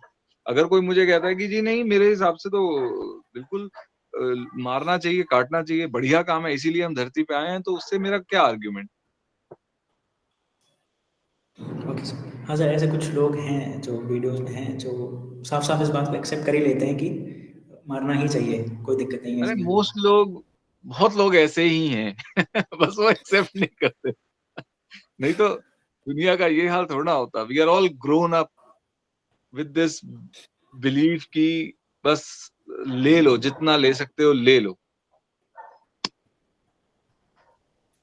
ओके सर, एक वीडियो था जो मैं देख रहा था, और जिसमें कार्बन फुटप्रिंट को रिड्यूस करने की सलाह एक एक्टिविस्ट ने दी किसी इंसान को। तो उसने बोला कि the best way to reduce it would be to die and to kill others. तो फिर ज़ीरो कार्बन फुटप्रिंट होगा। इसका क्या रिप्लाई हो सकता है? ओके, तो आपको मेरी आवाज आ रही है? हाँ, फ़ोन की आवाज़ आ रही है सर आप पे। सॉरी, ओके, हाँ, वो अलार्म बज रहा था, सॉरी। देखो ऐसे मेरा कुछ तो नहीं है। एक्चुअली में एक पॉइंट आया था, थैंक यू। मेरा तो एक्चुअली में एक पॉइंट आया था कि जब मुझे लगा कि मेरी वजह से सफरिंग फुटप्रिंट बढ़ रही है, तो मैं सफरिंग फुटप्रिंट के टर्म्स में सोचता हूँ। कार्बन फुटप्रिंट आप ले लो, सबसेट ही है वो। तो भाई मेरी वजह से सफरिंग फुटप्रिंट है, तो मुझे अपने आप को मार लेना चाहिए, क्योंकि मैं जब तक जीऊंगा, मैं कुछ खाऊंगा तो कोई ना कोई तो सफर कर रहा है। द रीजन मैंने अपने आप को मारा नहीं, क्योंकि आई रियलाइज कि अगर मैं अपने आप को सिस्टम से हटा लेता हूँ, 7-7.5 बिलियन लोग और हैं, तो the cycle of suffering will continue as it is. ये जो इंडस्ट्रियल सिस्टम है, ये इसको मेरे होने या ना होने से कोई फर्क नहीं पड़ेगा। पर a better value proposition is, अगर मैं इस सिस्टम में रहूं और अपनी लाइफ को रीपर्पस कर लूं, तो बजाय कि मैं अपनी खुशी के लिए सफरिंग कॉज करूं, मैं अपनी सेटिस्फैक्शन के लिए सफरिंग कम करूं।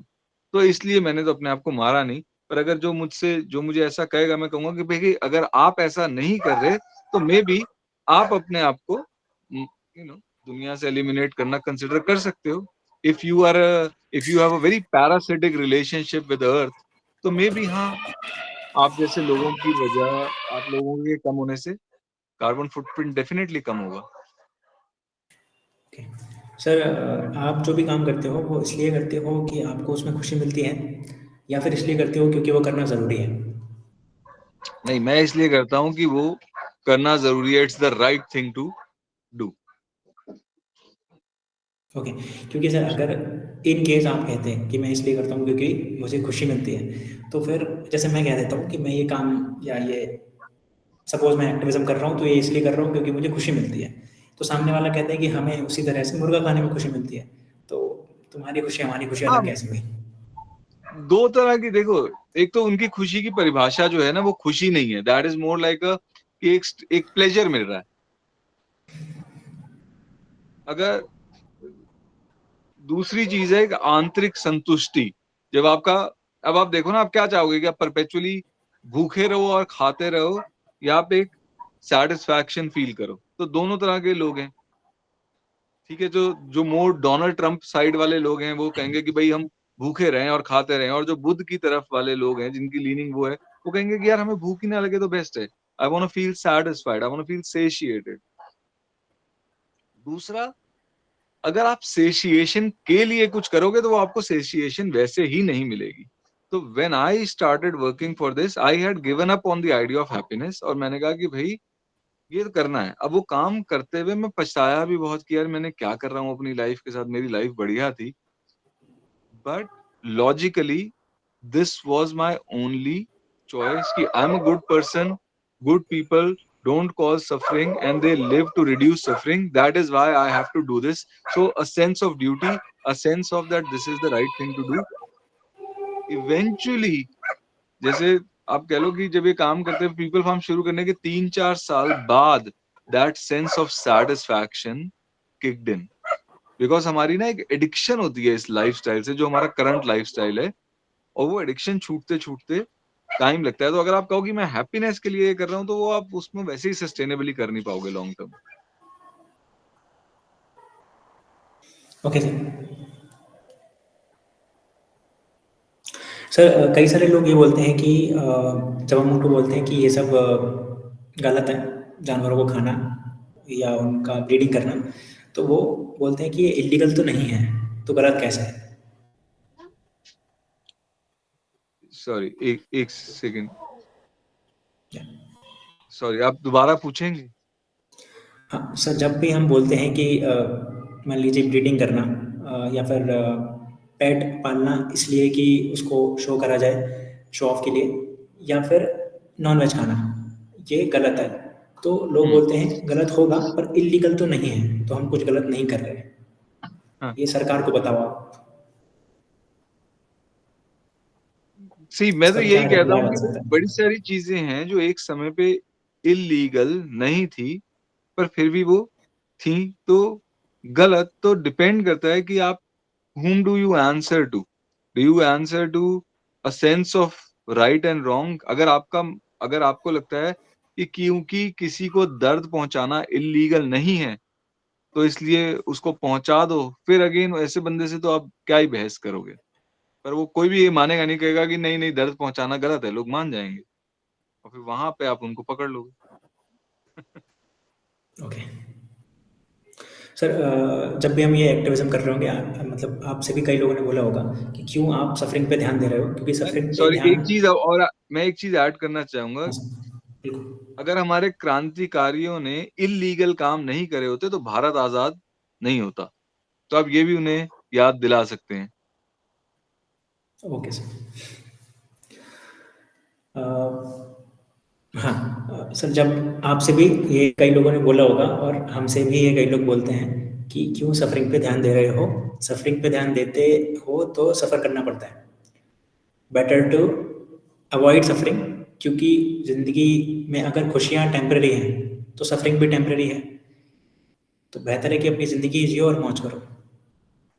इसका क्या ये जवाब किस है? किस बात के जवाब में वो कहते हैं कि आप लोग इतना ध्यान ही क्यों दे रहे हैं, लाइक औरों की सफरिंग पे? हाँ बिल्कुल।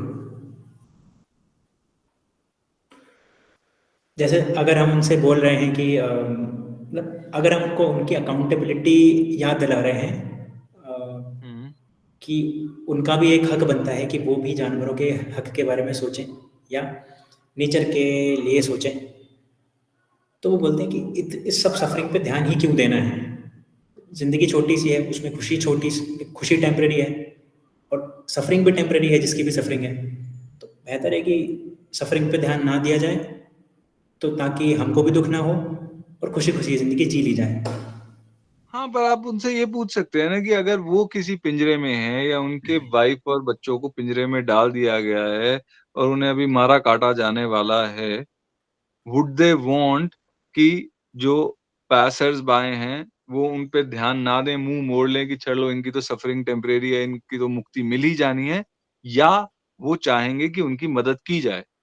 और अगर वो चाहेंगे कि उनकी मदद की जाए तो आप वही कर्टसी तो औरों को एक्सटेंड कर रहे हैं, है ना? भाई, लाइफ का गोल्डन रूल यही है ना कि अगर मैं नहीं चाहता मेरे साथ कुछ किया जाए तो मैं वो दूसरों के साथ भी ना करूं। तो अगर मैं नहीं चाहता कि मेरा पैर टूटा हुआ है, मैं सड़क के साइड में और लोग मुझे देख के निकल जाएं, तो भाई मैं किसी और के साथ ऐसा कैसे कर दूं? और सर पर फिर बहुत से लोग अगेन, ऐसे। घटियापन का कोई इलाज नहीं है। And unfortunately because of nature and nurture, दुनिया में घटिया लोग हैं बहुत।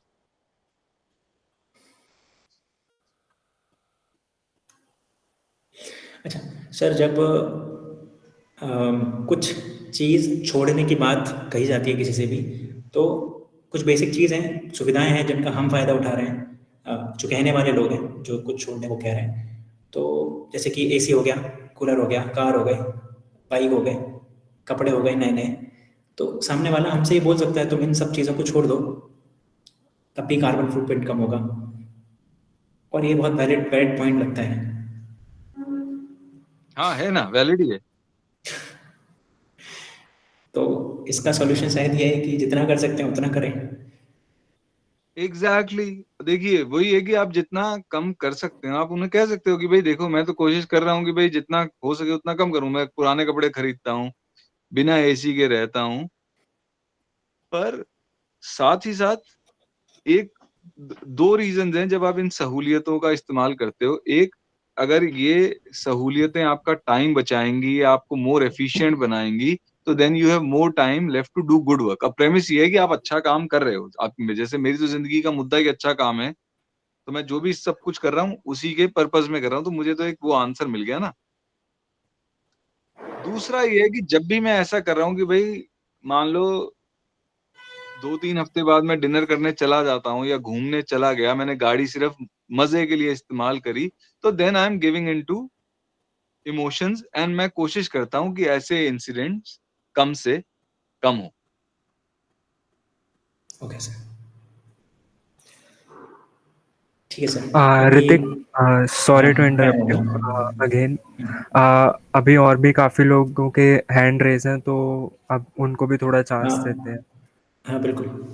ओके, सो सर आप पहले हैं, ओके, एक आदित्य। मिनट सर, आपके पास टाइम है अभी? थोड़ा सा बस। यार टाइम निकालेंगे ना, आप बताओ। ओके सर, बस कुछ लोग हैं सर जो काफ़ी देर से हाथ उठाए हुए हैं, उनके सवाल हाँ, हैं। यस। ओहो, एक सेकंड हेलो अच्छा। Sir.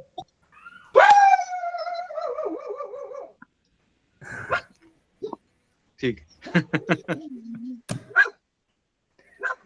Hello, good evening sir. Hi, good hello. Evening. हाँ sir.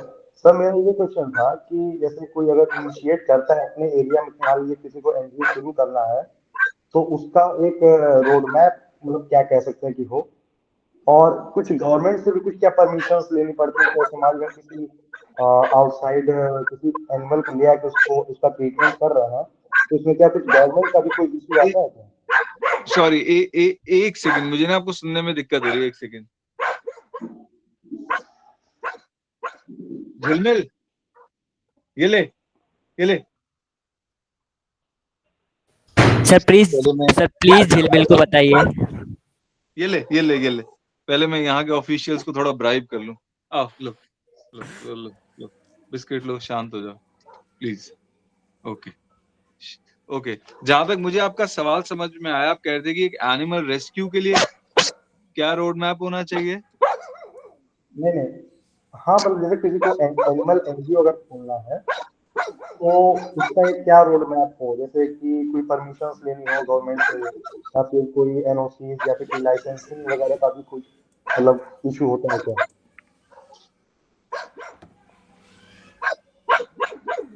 I am so sorry, एक सेकंड, मेरे को ना ये अच्छा। अमन, इसको ले जाते हो प्लीज। इसका 6 बजे अलार्म शुरू हो गया है। ओके, जब आप रोड मैप की बात कर रहे हो, आप परमिशंस और लीगैलिटी की बात कर रहे हो या जो टैंजिबल एक्शन ऑन ग्राउंड उसकी बात कर रहे हैं? नहीं नहीं, हम लीगैलिटी की बात पे ज्यादा फोकस कर रहे हैं, और अगर वो भी आप बता दी तो और अच्छा। अच्छा, तो लीगली तो देखिए ये है कि आप लीगली हमने जैसे किया, हमने एक ट्रस्ट फॉर्म किया, ठीक है। अब आपको काम करना शुरू करने के लिए ट्रस्ट फॉर्म करना जरूरी नहीं है, आप इंडिविजुअली काम कर सकते हो, इसके लिए कोई परमिशन की एज सच कोई जरूरत नहीं है। अब जब आपको डोनेशंस लेनी है वो भी आप ले सकते हैं, पर अगर आप चाहते हैं कि लोगों को आप टैक्स एग्जेम्पशन की रसीद इशू कर पाए, तो उसके लिए आपको एटीजी अप्लाई करना होता है। सिर्फ अगर ऑर्गेनाइजेशन को टैक्स एग्जेम्पशन चाहिए, विच इज कि भाई जो भी हमारा रेवेन्यू आ रहा है हम वो सारा इसी काम में लगा रहे हैं, वो टैक्स एग्जेम्पशन होती है 12A। तो यूजुअली लोग 12A और एटीजी दोनों इकट्ठे अप्लाई करते हैं। फिर आप एक नीति आयोग में रजिस्ट्रेशन करते हैं। नीति आयोग में रजिस्ट्रेशन मैंडेटोरी है अगर आपने सीएसआर फंड्स के लिए अप्लाई करना है। सीएसआर फंड समझते हैं आप? जी सर। हाँ, तो वो नीति आयोग में रजिस्ट्रेशन रिक्वायर्ड है। अब अगर हम बात करते हैं जो आपकी फैसिलिटी रहेगी जहां पे भी आपने खोली, तो वहां पे जो पोल्यूशन बोर्ड होता है उनके जो भी मापदंड होते हैं वो आपको पूरे करने होते हैं। जैसे हमारे यहाँ पिछले साल तक ये रिक्वायरमेंट थी कि आपके पास 10 से ऊपर एनिमल हैं तो एक सीवेज ट्रीटमेंट प्लांट लगा होना चाहिए। तो डिपेंडिंग ऑन आप कहाँ पे हैं वो वाला चाहिए होगा। ऐसा रेस्क्यू के लिए हॉस्पिटल खोलने के लिए तो हमें कोई परमिशन रिक्वायर्ड है नहीं। ठीक है सर, ठीक, thank you sir. Not problem. Okay, तो नेक्स्ट जो है आदित्य कुमार, आपसे सर क्वेश्चन पूछना चाहते हैं। So Aditya Kumar. Good evening sir. Good evening Aditya. Sir मैंने आपका काफ़ी मतलब पोस्ट एंड वीडियोस यूट्यूब पे एंड इंस्टाग्राम पे देखा है। सो हर बार मैं जब भी देखता हूँ तो उसके नीचे कमेंट्स में ज़रूर पढ़ता हूँ कि लोगों का क्या ओपिनियन है, लाइक हर बार हमेशा एक डुअल पर्सपेक्टिव देखने को मिलता है। जैसे आधे लोग होते हैं जो इस नोबल कॉज के सपोर्ट में होते हैं और आधे लोग होते हैं जो लाइक अगेंस्ट में होते हैं। एंड रिसेंटली अभी एक पंजाब एंड हरियाणा कोर्ट का एक शायद लॉ भी पास हुआ जिसमें स्ट्रे डॉग्स के काटने पर 10,000 या 20,000 तक का कंपेंसेशन का वो था। तो उस पोस्ट को भी मैंने जब पढ़ा तो उसके अंदर भी मतलब काफ़ी लोगों का एक मिक्स्ड रिएक्शन था कि कुछ लोगों का कहना था कि ये अच्छा ही हो रहा है कि ऐसा बहुत मतलब कि उनको ऐसा प्रॉब्लम फेस करना पड़ा इसके कारण, और कुछ लोगों का कहना था कि मतलब ये गलत लॉ है ऐसा। तो सर आपका इस पे क्या व्यू है? नहीं, अगर किसी को कुत्ता काट रहा है और सरकार उसको हर्जाना दे रही है, तो कुत्ते की जेब से कुछ नहीं जा रहा, हमारी जेब से कुछ नहीं जा रहा, क्या दिक्कत है इसमें? तो ठीक है, बल्कि इसमें तो नहीं मुझे लग रहा कोई प्रॉब्लम है। बट सर पहले अगर अगर जितना आपने बताया उसी के अनुसार जवाब दे रहा हूँ, मैंने पढ़ा नहीं है ये लॉ। सर अगर कोई कुत्ते को ऐसा मतलब कुछ होता है तो उसका तो कोई कंपनसेशन नहीं होता है ना सर? देखिए अगेन, लॉ किसके लिए बना है? लॉ इंसानों के लिए बना है ना? लॉ नेचर में एग्जिस्ट ये क्या हो गया इसको? हाँ इसको सॉरी, ओके। देखिए लॉ जो है नेचर में एग्जिस्ट नहीं करता, ये फ्रेमवर्क इंसान ने इंसानों के लिए बनाया है ना? तो थोड़ी वो प्लस एक तो ये पॉइंट है। दूसरा कोई भी अब जैसे आपदा आती है, जैसे मान लो कि मेरे को 1 मिनट दो, मैं अपने थॉट्स गैदर करता हूँ।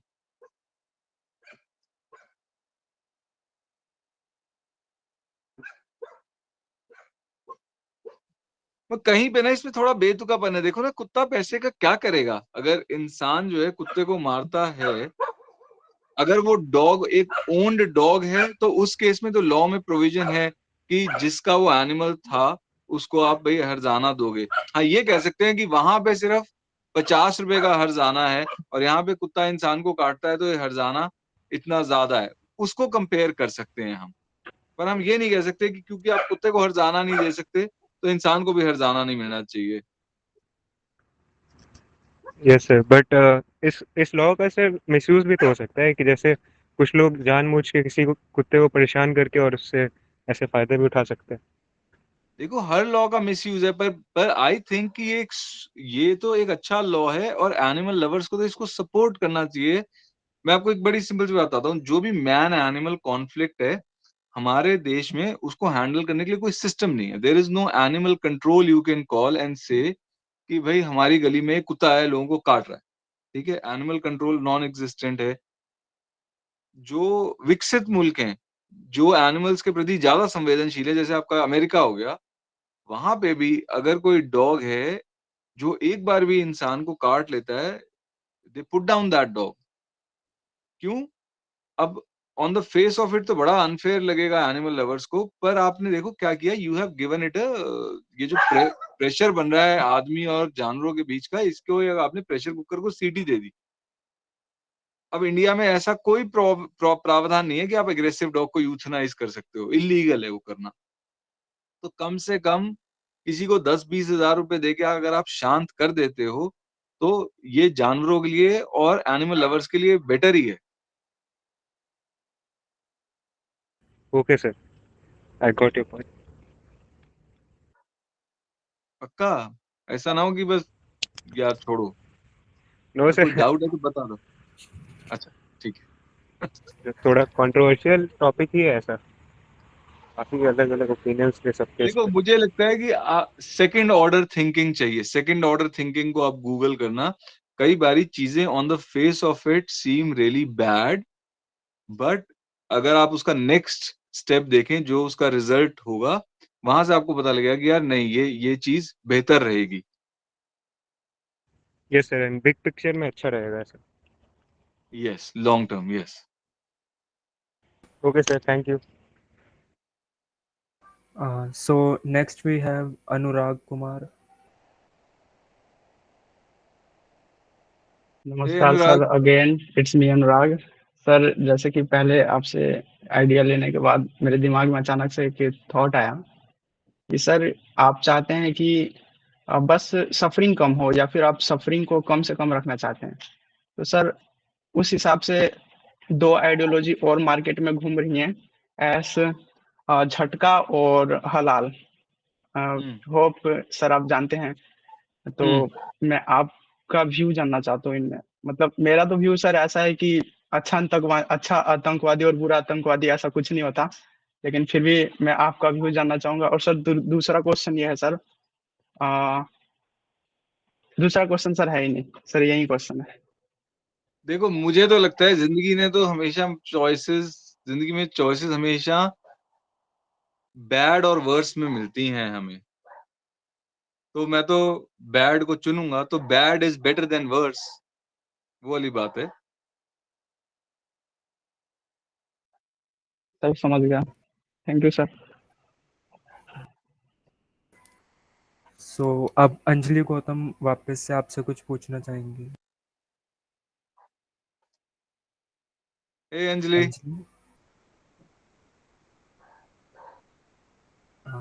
आई guess Anjali is not there. So Mannu Yadav, आप नेक्स्ट जो आप I'm पूछ there, सकते I'm there. ओके। सो मेरा क्वेश्चन ये है कि हम वीगन प्रोडक्ट्स की कॉस्ट कैसे रिड्यूस कर सकते हैं? वो तो नेचुरली होगी। देखो ना, जैसे जैसे कंजम्पशन उनकी बढ़ेगी, डिमांड बढ़ेगी उनकी, तो इट्स इकोनॉमी ऑफ स्केल वाली बात है ना, फिर वो चीजें अपने आप कम होती जाएंगी। एक तो यही तरीका है। अभी डिमांड तो कम है, तो फिर उसमें कैसे? अभी कॉस्ट ज्यादा है तो लोग क्या सोचते हैं कि अभी कॉस्ट ज्यादा है तो हम इसको यूज ही नहीं करें, अल्टरनेटिव की तरह, मतलब उसको यूज ही नहीं करते। तो मतलब कम डिमांड में उसको कैसे हम रिड्यूस कर सकते हैं कॉस्ट? यार हम तो नहीं, देखो ये तो प्रोड्यूसर पे होगा। देखो जब कई प्रोड्यूसर्स इसी माइंडसेट से आएंगे, कई लोग तो सिर्फ ये आ रहे हैं ना कि भाई वीगन जो है एक बढ़ता हुआ फील्ड है, मतलब बढ़ती हुई मार्केट है, सॉरी, तो हम 4 पैसे यहाँ पे कमा ले। कई लोग इस नजरिए से वीगन प्रोडक्ट शुरू कर रहे हैं। कई लोग जो हैं उनका वीगन प्रोडक्ट शुरू करने का मुद्दा ही यही है कि लोगों के पास एक ऑल्टरनेटिव हो। तो जब वो लोग वीगन प्रोडक्ट बनाएंगे तो वो उनको नॉमिनल प्राइजेस पे ही रखेंगे, जितना भी वो रख सकते हैं, विदाउट इनकरिंग लॉसेस। एंड जब लोग सपोर्ट करेंगे तो स्केल, मतलब वो प्राइजेस तो नीचे जाएंगे ही। क्योंकि सर जो डिबेट होती है उसका रिजल्ट यही होता है कि तुम्हारा अल्टरनेटिव क्या है। तुम किसी के जैसे उसके लिए आपको वीगन ऑल्टरनेटिव देने की जरूरत ही नहीं है। आप देखो ना किस चीज का आपको ऑल्टरनेटिव चाहिए। अब जैसे मैं वीगन हूं, मैं कोई ऑल्टरनेटिव थोड़ा खाता हूं। मतलब आपने अपनी डाइट से चीजें एलिमिनेट करनी है। अब आपको दाल में घी डाल रहे थे, उसका घी का आपको ऑल्टरनेटिव क्यों चाहिए? और अगर चाहिए तो उसमें आप तेल डाल लो, भाई तिल का तेल डाल लिया। या दूध अगर आप पी रहे थे तो वैसे ही गलत कर रहे थे, क्योंकि अगर आप एक बैलेंस्ड डाइट खा रहे हो तो दूध आपको सिर्फ मोटा कर रहा है। हाँ, अगर आपको एकदम लोग समरी हमेशा में दूध का ही अल्टरनेटिव मांगते हैं कि हम दूध नहीं लेंगे तो फिर हम कमजोर हो जाएंगे, इसका कोई अल्टरनेटिव बताओ। नहीं भाई, दूध का ऑल्टरनेटिव है खाना खाना। Have a nutritious meal. दाल, रोटी, सब्जी, अचार, चटनी, सलाद, इसमें आपको सारा न्यूट्रिशन मिल रहा है, आपको सारी कैलोरीज मिल रही है। दूध तो वहां पे चाहिए होता है कि भाई खाना है नहीं, तो चलो दूध पी लिया और मील का ऑल्टरनेटिव हो गया। तो milk in itself is an alternative, you don't need an alternative for milk. पर हाँ, अब ये है कि किसी को चाय में बिल्कुल आदत है दूध लेने की, तो फिर उसे कोकोनट या आलमंड मिल्क या राइस मिल्क या कुछ ऐसा खरीदना पड़ेगा महंगा।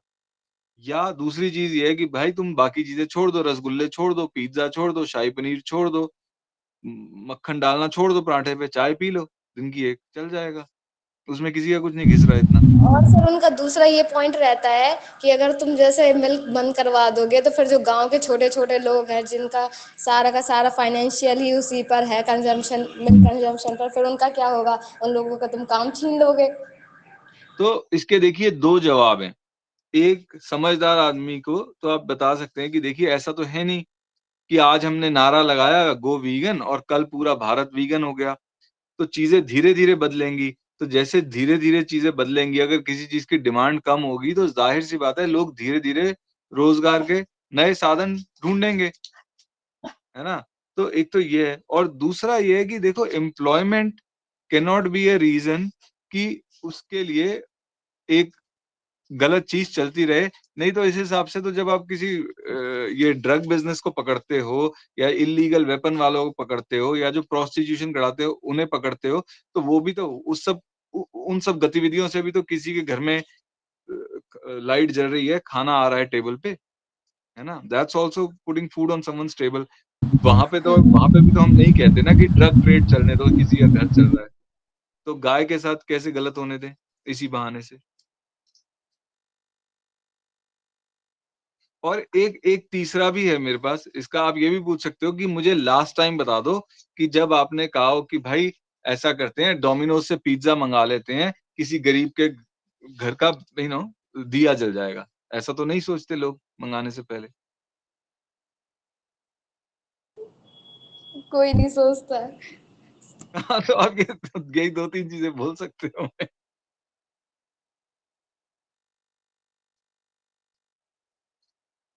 वो लोग मैं डायरेक्ट एक सीधे अल्टरनेटिव मांगते हैं, कहते तुम्हारे पास अभी क्या अल्टरनेटिव है, कह रहे अभी तुम्हारे पास कोई अल्टरनेटिव नहीं है तो शांत बैठो। नहीं, ऑल्टरनेटिव तो है ना, फिर घर में चावल का दूध बना लो। अगर बिल्कुल है तो घर में राइस मिल्क बन जाता है। और फिर उनका दूसरा ये रहता है कि अगर तुम लोग ये प्रोडक्ट बनाओगे तो फिर लोग खाएंगे क्या।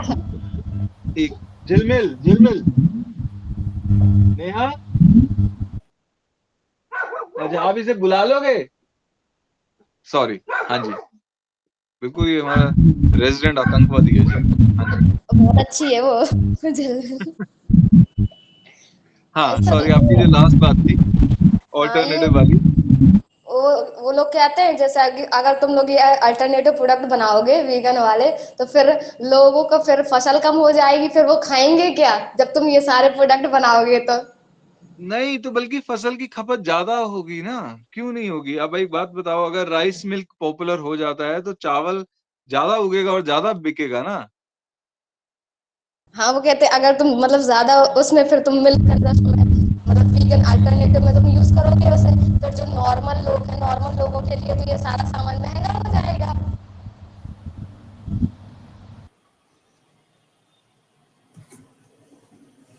यार पता नहीं, ये थोड़ा मुझे लगता है अगर कोई ऐसा कह रहा है तो वो आर्ग्यूमेंट करना चाह रहा है, और फिर उस बंदे से तो आपको आगे बढ़ जाना चाहिए, उस पर मत खर्च करो एनर्जी। क्योंकि देखो ना, अगर सिर्फ बात ये है कि अनाज की खपत कम हो जाएगी, वो तो रॉन्ग हो गया। क्योंकि अगर हम कह रहे हैं कि हम प्लांट बेस्ड मिल्क बनाएंगे, यानी कि ओट्स का या राइस का, तो ग्रेन्स की कंजम्पशन तो बढ़ ही रही है ना। और दूसरा, नॉर्मल लोगों को, वही तो मैं कह रहा हूँ, नॉर्मल लोगों को दूध का गिलास वैसे ही नहीं पीना चाहिए, वो अनहेल्दी है। तभी तो सबके एकदम मोटे हो रखे हैं लोग, तो उन्हें वो चाहिए ही नहीं दूध का गिलास। अगर चाय में दूध चाहिए तो या तो नॉर्मल दूध ही पी लो भाई, चाय में दूध कितना ही लगता है, जरा सा तो दूध लगता है। या राइस मिल्क बना लें घर पे, या जब बाजार में बिकना शुरू हो जाएंगे, अभी डब्बों में टेट्रा पैक्स में आना शुरू हो जाएगा प्लांट बेस्ड मिल्क, आ ही रहा है। वो सोफिट भी आता है, अभी अच्छा नहीं है पर अच्छा भी आ जाएगा बहुत जल्द। बहुत अजीब अजीब से उनके आर्गुमेंट्स रहते हैं, लास्ट में कुछ कंक्लूजन नहीं मिलता है आपकी उसका। आवाज नहीं आ रही। हाँ, आपके बैकग्राउंड से बहुत ज़्यादा नॉइज़ आ रहा है, बहुत ज़्यादा। हाँ Anjali. Actually, we can take next question. या हाँ अंजलि, अभी दूसरों को भी अपन थोड़ा सा मौका दे Extend देते करते हैं। हैं. So next is Manu Yadav. Thank you sir. नमस्ते सर। नमस्ते मनु। अगेन मैं भी सबकी तरह आपका एक पंखा मतलब फैन हूँ। So being a follower from long time, जैसे आप जैसे जो लोग होते हैं मतलब जो बहुत ज़्यादा सोचने, बहुत आगे की सोचने वाले कॉमन पीपल से, तो आपने आज से 10 साल बाद का क्या सोचा है, मतलब अपने बारे में या पीपल फार्म के बारे में क्या ही सोचा है? पहला, आप क्या एक्सपेक्ट कर रहे हैं कि 10 साल बाद या फ्यूचर क्या हो रहा होगा, और दूसरा किधर जाते हुए आपको दिख रहा है? यार आपने ना सारी की सारी मेरी एंग्जाइटीज इकट्ठे ट्रिगर कर दी कि देखो, मैं चाहता हूं कि ये जगह मेरे इंटरवेंशन के बिना चलती रहे, it should hinge on me, पर लग नहीं रहा कि ऐसा हो रहा है नियर फ्यूचर में। दूसरा, अभी 10 साल का कहना बहुत ज्यादा मुश्किल है, बिकॉज सब कुछ बड़ा रैपिडली बदल रहा है। अब जिस तरह के वीडियोस हम पहले बनाते थे और चलते थे, अब उस तरह के वीडियोस लोग नहीं देखना चाहते। अब सब कुछ शॉर्ट्स और रील्स एंड ज्यादा ज्यादा ज्यादा एंटरटेनमेंट चाहिए। तो जो मेरा करंट फेज ऑफ लाइफ है, थोड़ा मैं स्लो डाउन हो गया हूँ, थोड़ा मैं जस्ट देख रहा हूँ कि हमें नेक्स्ट क्या करना है। जो मुझे जाता हुआ दिख रहा है, मुझे ये लग रहा है कि हम ज्यादा बच्चों पे फोकस करना चाहेंगे। तो हमने एक टून्स चैनल शुरू किया है। हमने एक एनिमेशन रिलीज करी है, एक एनिमेशन इस सैटरडे आएगी। मेरे पास अभी कोई ठोस ठोस आंसर नहीं है। जो 2-3 जो आइडियाज मेरे दिमाग में कुल बुला रहे हैं, वो मैं आपके साथ शेयर कर देता हूँ। भाई, एक तो यही है कि बच्चों को थोड़ा इन्फ्लुएंस करें, ताकि 20 साल बाद जो पॉलिसी मेकर्स आने हैं, 20 साल बाद जो पॉलिटिशियंस आने हैं, जो आईएएस अफसर आने हैं, होपफुली उनमें से कुछ को हमने बचपन में इन्फ्लुएंस करा होगा। That is a hope. एक ये है। दूसरा, मैं कुछ सोच रहा था कि भाई कहीं कुछ आयुर्वेदिक मेडिसिन वगैरह पे कुछ रिसर्च करें, ताकि ये जो स्टरलाइजेशन, डॉग स्टरलाइजेशन वगैरह वाली प्रॉब्लम है, किसी तरह हम सॉल्व कर सके कि भाई कुछ दे दें डॉग्स को, जिससे उनका सीमन काउंट कम हो जाए। पर मुझे पता भी नहीं इसको शुरू कैसे करना है। थर्ड ये था कि मैं देख रहा हूँ कि बड़े सारे जो एनिमल रेस्क्यूअर्स वगैरह हैं, वो स्ट्रगल करते हैं फंड्स के लिए। तो कुछ मैं ऐसा शुरू करूं कि हम लोगों को बता पाए कि आपके शहर में फला फला एनिमल रेस्क्यूअर है या ऑर्गेनाइजेशन है, और अगर आप उनको भाई पैसा देने के लिए ट्रस्ट नहीं करते, तो आप जाके एटलीस्ट उन्हें खाना दे सकते हो, मेडिसिन दे सकते हो। कुछ ऐसा मैं सोच रहा था, पर ऐसा मेरे पास कोई ग्रैंड विजन नहीं है जो इम्प्रेसिव साउंड करे। Got it sir. एक रिक्वेस्ट था छोटा सा। क्या मैं आपसे रिक्वेस्ट कर सकता हूँ, मतलब मुझे नहीं पता, आप शायद कर रहे होंगे ही ऑलरेडी। आप क्यों नहीं यूनिवर्सिटीज और स्कूल को अप्रोच करते हैं, मतलब बेसिकली आपकी टीम, या फिर मतलब ज़्यादा नहीं, बस उनको मेल कर दीजिए बेसिकली कि we are future, right. So instead of मतलब आप खुद ज्वाइन ना हो मीटिंग में, आप अपने किसी मतलब ऑफिशियल आईडी से आप ज्वाइन, मतलब किसी को ज्वाइन करवा दें, और लास्ट में सिर्फ क्वेश्चंस लेने हैं, और लास्ट में सेशन के एंड में सर्टिफिकेट्स डिस्ट्रीब्यूट करें। तो काइंड ऑफ दिस थिंग, मतलब लाइक नहीं मैं रहता। जाऊं फिजिकली स्कूल्स और नहीं नहीं, यूनिवर्सिटीज ऑनलाइन में? Meeting, online meeting. अच्छा, पता नहीं यार। आई मीन मुझे लगता है कि वहीं पे इंटरेस्टिंग होगी कॉन्वर्सेशन, जहाँ पे लोग पीपल फार्म के बारे में जानते हैं, they are interested in talking to me. अगर मैं जाऊं, मैं क्या, like I have to give a like lecture देना पड़ेगा, कुछ बात करनी पड़ेगी, मैं वो बंदा ही नहीं हूँ। सर जैसे इट्स ये जस्ट लाइक सोसाइटी है ना, I think I play to my strengths. और मुझे yes, लगता है कि सवालों का जवाब देना मुझे इंटरेस्टिंग लगता है, कहानियां सुनाना मुझे सही लगता है। तो यू नो उसी चीज पे मेरा फोकस है। yes, जैसे ये सोसाइटी है, तो इसमें इन्होंने ऑर्गेनाइज करा दिया, राइट। आपको अप्रोच किया उन्होंने, शायद, मुझे नहीं पता। तो ऐसे ही अगर सिर्फ एक मेल चले जाए किसी कॉलेज को, तो शायद कोई कॉलेज वाला इंटरेस्टेड हो, शायद उन्होंने भी कुछ सोचा हो इस मामले में, तो वो हाँ, एक। आई नो, पर अगर मैं इनिशिएट करूंगा, तो फिर मुझे बताना पड़ेगा ना कि जी मैं आऊंगा, मैं जी इस बारे में बात करना चाहता हूँ, आप ऑर्गेनाइज कर दो। वहां पे जो सारी ऑडियंस होगी, उनमें से अधिकतर लोगों को मेरे बारे में पता नहीं होगा। वो देखेंगे यार ये कौन है, क्या है। It's just like not my, it's just doesn't sound like something I would do. Right, आप समझ रहे हैं? पर कोई मुझे राइट। जानता है और बात करने में इंटरेस्टेड है, तो I am very happy to share and be part of the conversation. We can some arrange a fest once a year for this. Anjali, आपकी आवाज़ नहीं आ रही, और दूसरा कि आप बीच में माइक, मतलब कन्वर्सेशन के बीच में तो एटलीस्ट इंटरप्ट ना करें, तो बहुत बढ़िया होगा, क्योंकि फिर वो क्योस हो जाता है अचानक।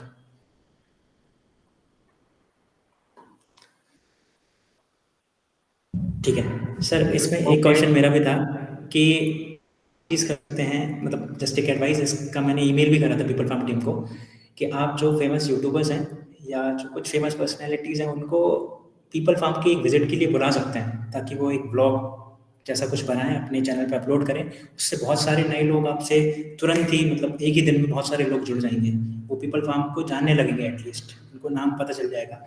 2 साल पहले जब मैंने आपको फाउंड करा था सर, तो मुझे नहीं पता था कि एक दिन मैं आपके साथ एक सेशन ले रहा हूँगा, तो वो बहुत लंबी कहानी खिंच गई और आगे भी बहुत लंबी कहानी जाएगी पीपल फार्म के साथ। और ऐसा एक ही दिन था जब मैंने आपको एक्सप्लोर करा था, सिर्फ एक दिन एक मोमेंट था वो,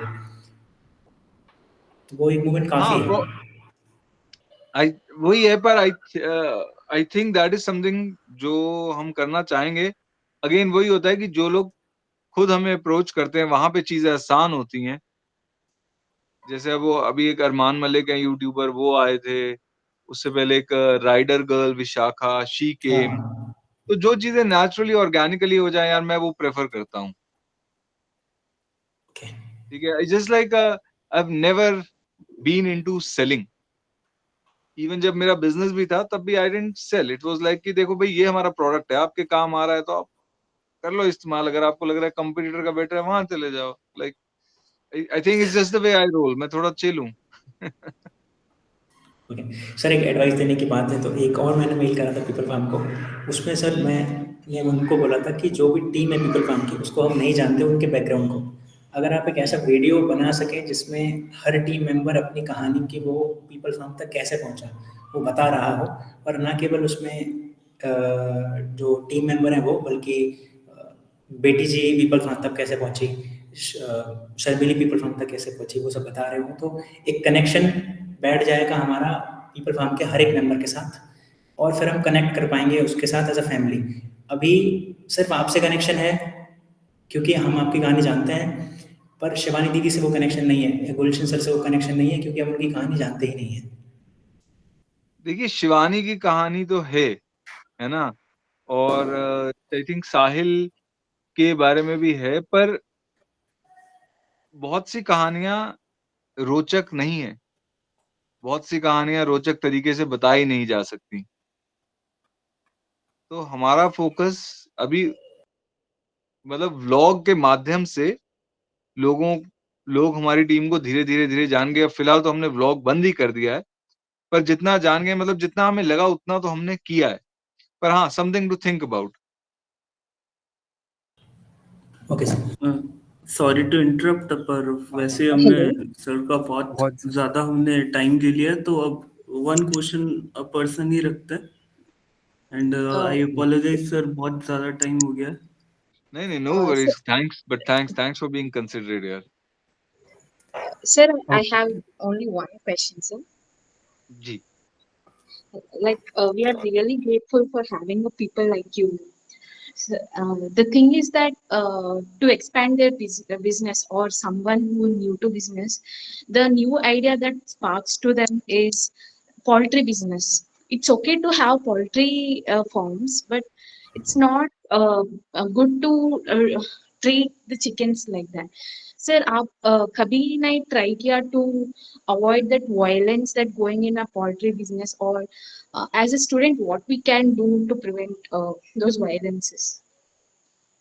सॉरी, मैं आपका सवाल नहीं समझा कि like to avoid the violence in the poultry business, but I don't have a poultry, तो what can I do about it? नहीं समझा मैं। Sir, like as an animal activist, बहुत of poultry business farms established हो रही है due to the chicken demand. To produce a vast chicken, they are injecting so many injections and all. Like, it's not at all animal friendly. Like, how we can go against them to reduce all these violences? I don't think we can. That is why we chose the path of awareness. Now we have to educate the consumer and tell them that, hey, look, there is so much horrible going on behind your demand. So please reduce the demand. So less chickens would have to suffer. In the dairy, in the poultry business, the worst sufferers are the hen laying eggs. they Yes, yes. produce 300 eggs a year, and it's painful for hen to lay an egg. Naturally, they would give one egg a month. Hmm. Second, they have a lifespan of 2 years, and वो 2 साल एक ही जगह खड़ी रहती है A4 size paper पे, जहां पे वो अंडे देती रहती है. So it's Hmm. not like the poultry business is thinking, oh, how can I make this hen suffer the maximum? I mean, they are trying to maximize their profit, and Hmm. as a consequence, the hens and then the chickens suffer. So I don't think we can change that business Hmm.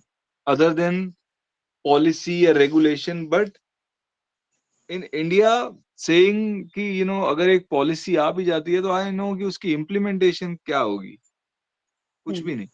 There are laws, but वो भी execute नहीं होते. तो a grassroots movement educating the consumer and lowering the demand is the only thing that I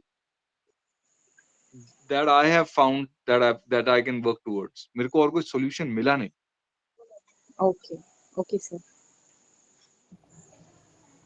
Okay, thank you Vaishnavi. Thank you, So sir. sir, हम एक last लेंगे क्योंकि already काफ़ी ज़्यादा सेशन डिले हो गया. आई होप आप bore नहीं हो रहे होगे.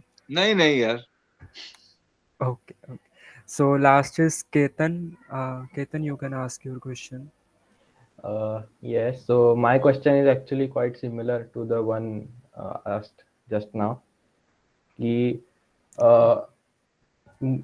मेरा ऐसा खुद का मतलब पर्सनल ओपिनियन है कि ह्यूमंस और एनिमल्स में सिम्बायोटिक रिलेशन हो सकती है, कि जिसमें दोनों बेनिफिट करे. और हम मतलब मेरा ये सिर्फ पर्सनल ओपिनियन है, मैं ऐसा फैक्ट की तरह नहीं बोल रहा कि, पर शायद हम ऐसा डेयरी मॉडल बना सकते हैं कि जिसमें उनका भी बेनिफिट हो और हमारा भी बेनिफिट हो. तो मतलब मेरा ऐसा ऑब्जर्वेशन है कि मेन जो प्रॉब्लम्स है डेयरी में, तो वो ऐसे है कि जो गाय दूध देना बंद कर देती है, तो उनको या तो स्लॉटर कर दिया जाता है या फिर अबैंडन कर दिया जाता है.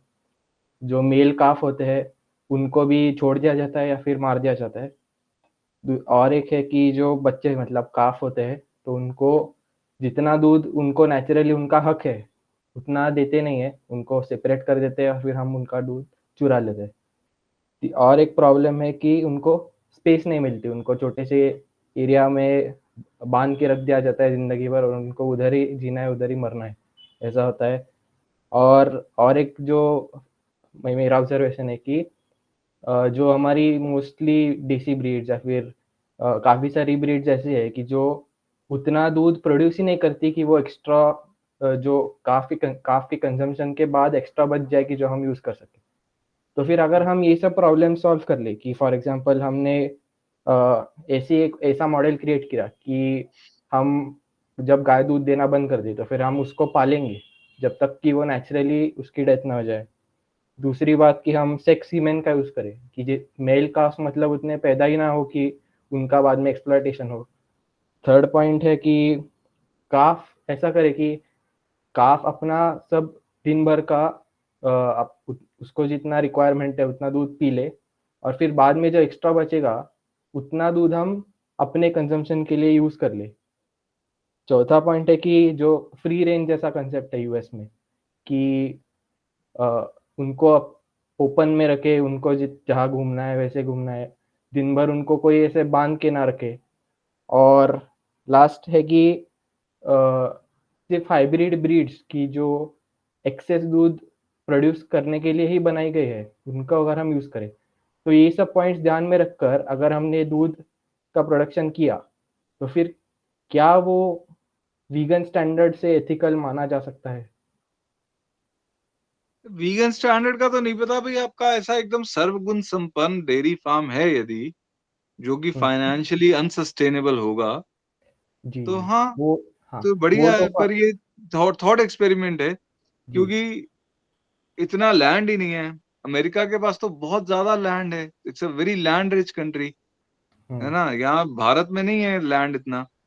फिर अब आप सेक्स सीमेन यूज करोगे, हर साल बछिया पैदा होगी, इवेंचुअली एक पॉइंट पे वो बछिया भी एक्सेस ही हो जाएगी ना, कि भाई क्या करें इतनी बछिया का. मतलब it can not be like viral growth थोड़ा कर दोगे कि बछिया को प्रेग्नेंट किया उससे दूध लिया, ठीक है? तो फाइनेंशियली अनसस्टेनेबल होगा। फिर जब आप जो बूढ़ी गाय है उसको रख रहे हो, वो लैंड भी ले रही है, घास भी ले रही है, मैन पावर भी ले रही है, आपको आउटपुट कुछ दे नहीं रही। तो ही तो there is a reason things are the way they are yes because I don't want to interrupt you, but मैं ये पॉइंट बोलना भूल गया एक्चुअली। मैंने सोचा था कि मैं एक एनालॉजी देना चाहूँगा कि जैसे वेजिटेबल्स में होता था कि पहले बहुत मतलब लास्ट मतलब 20th सेंचुरी में तो एटलीस्ट 1950 टू 2000 में केमिकल यूज पूरा बहुत ज़्यादा यूज होने लगा था, और फिर मतलब कमर्शियल फार्मिंग में और मोनोकल्चर में वो ऐसा डिज़ाइन किया गया था कि मैक्सिमम केमिकल यूज करके मैक्सिमम यील्ड बनाना है और प्राइस सबसे कम रखना है। मतलब basically it was a completely business driven and profit driven.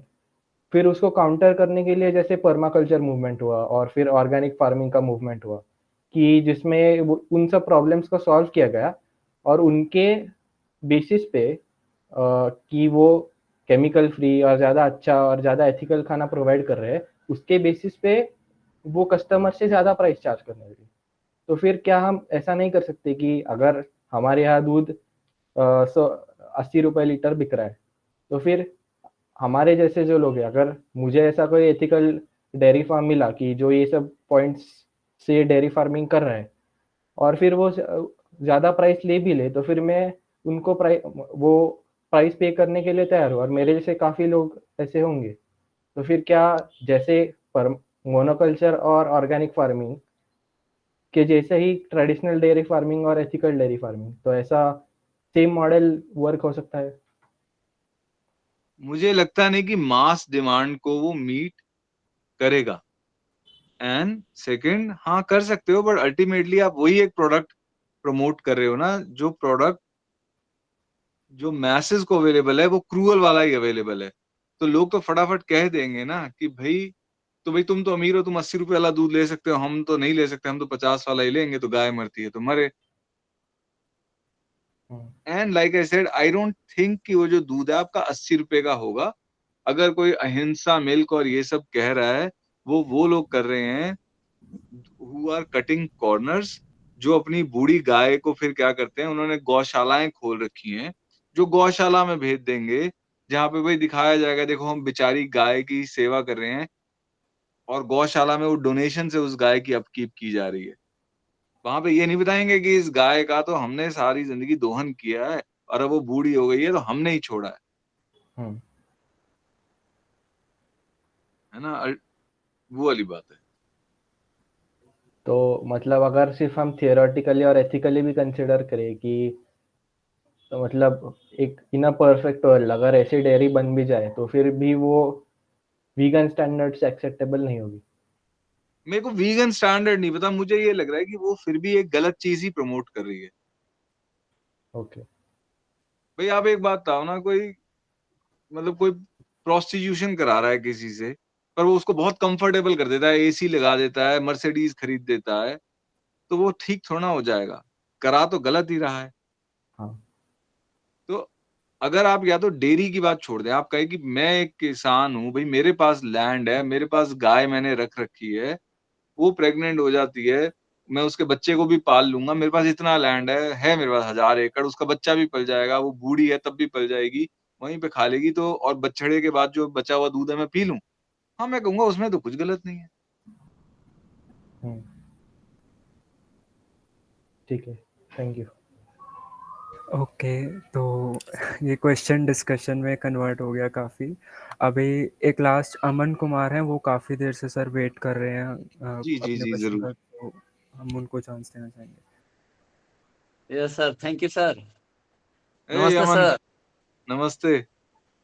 अभी तो हाँ मैंने सर, जवाब भी बोल नहीं रहे दिया चाय का, थैंक्स। हैं बोल रहे हैं सर कि मेरे पास लगभग एक ये रहा, एक ये रहा, और 2 अभी छत पे ओ हैं। 4 हैं मेरे पास, ठीक है, स्ट्रे डॉग हैं। इन इन चारों को हम मतलब बारी बारी से 3 साल के अंदर में बचाए हुए हैं, ठीक है। फर्स्ट ओ इसको रेस्क्यूड है, बचाए थे, नाइस। फर्स्ट इसको बचाए थे, दूसरे में इसको, फिर बाकी जो 2 छत पे हैं उनको भी हम बचाए हुए थे। क्वेश्चन बस ये है ना सर कि हम रूरल एरिया से हैं और यहाँ के लोगों का जो सोच है ना वो थोड़ा बहुत अजीब है। वो लोग बोलते हैं कि गाय भैंस पालना चाहिए, तोता वोता पालना चाहिए, तो कुत्ता वोता क्यों पाल के रखे हो, ठीक है। और उन्हीं के घर में भले मछली पाल लेंगे, तोता पाल लेंगे, गाय भैंस पाल लेंगे, उनके लिए भले वो बोल देते हैं कि ये सब बहुत बढ़िया चीज है, लेकिन कुत्ता एकदम बकवास चीज होता है सब, वो गंदा करता रहता है सब। उनको मतलब मुझे क्या बोलना चाहिए सर? भैया आप बता दो ना कि आपका और मेरा पालने का मकसद फर्क है। आप ये सोच के पाल रहे हो कि भाई मुझे क्या पसंद है, मुझे क्या चाहिए, मेरी जरूरत क्या है, और मैं उसकी जरूरत देख के पाल रहा हूँ। ये भी बात है सर, यही तो बात है। लेकिन ऐसे बोलने पे वो लोग ज्यादा समझते नहीं हैं।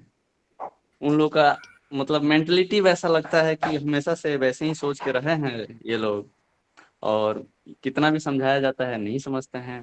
कभी कभी मन करता है उनको जो बोलना है बोलने देते हैं, और हम अपना काम जो कर रहे हैं वो कर रहे हैं। हाँ वो तो है ही, देखो वो तो बेस्ट है भाई, हम किसी के घर से तो खा नहीं रहे, है ना। हाँ। तो हमें क्या परवाह करनी है, पर फिर भी कई बार क्या होता है, क्योंकि हम समाज में हैं तो किसी के साथ बिल्कुल रूड भी नहीं हो सकते। तो हाँ यही है कि भाई जो जिस हिसाब से आपको पता है, जिसको जो भाषा समझ में आएगी उसको जवाब दे दो। अगर कोई समझदार व्यक्ति है तो आप उसे बता सकते हो कि मेरे को दिखा उसको जरूरत है, मैंने इसलिए पाल लिया, ठीक है। हाँ, ये तो अब बात है सर। मुझसे कई बार लोग पूछते हैं आप ये क्यों कर रहे हो, आपको क्या प्रेसिडेंट ओबामा पैसे भेजता है, या क्यों आप ये क्यों पैसा गाय लोग को क्यों मदद कर रहे हो। तो मुझे पता है कि अगर मूड मत है तो मैं इतना ही बताता हूँ भाई, मैं स्वर्ग में अपनी सीट पक्की कर रहा हूँ। हम तो हाँ इसलिए कर रहे हैं काम, जब हम ऊपर जाएंगे तो राम जी को क्या जवाब देंगे, है ना। कई हाँ, लोगों को राम जी को सिर्फ तो वही जवाब समझ में देंगे। आता है। Yes sir, yes sir. ठीक है सर, थैंक यू सर, अच्छा लगा। मजा आया आपके डॉग्स देख के। 4 हैं सर, 4। हाँ थैंक यू वो सर। दो दिखे उन्हीं की बात कर रहा हूँ। 2 छत पे इधर उधर घूमते रहते हैं।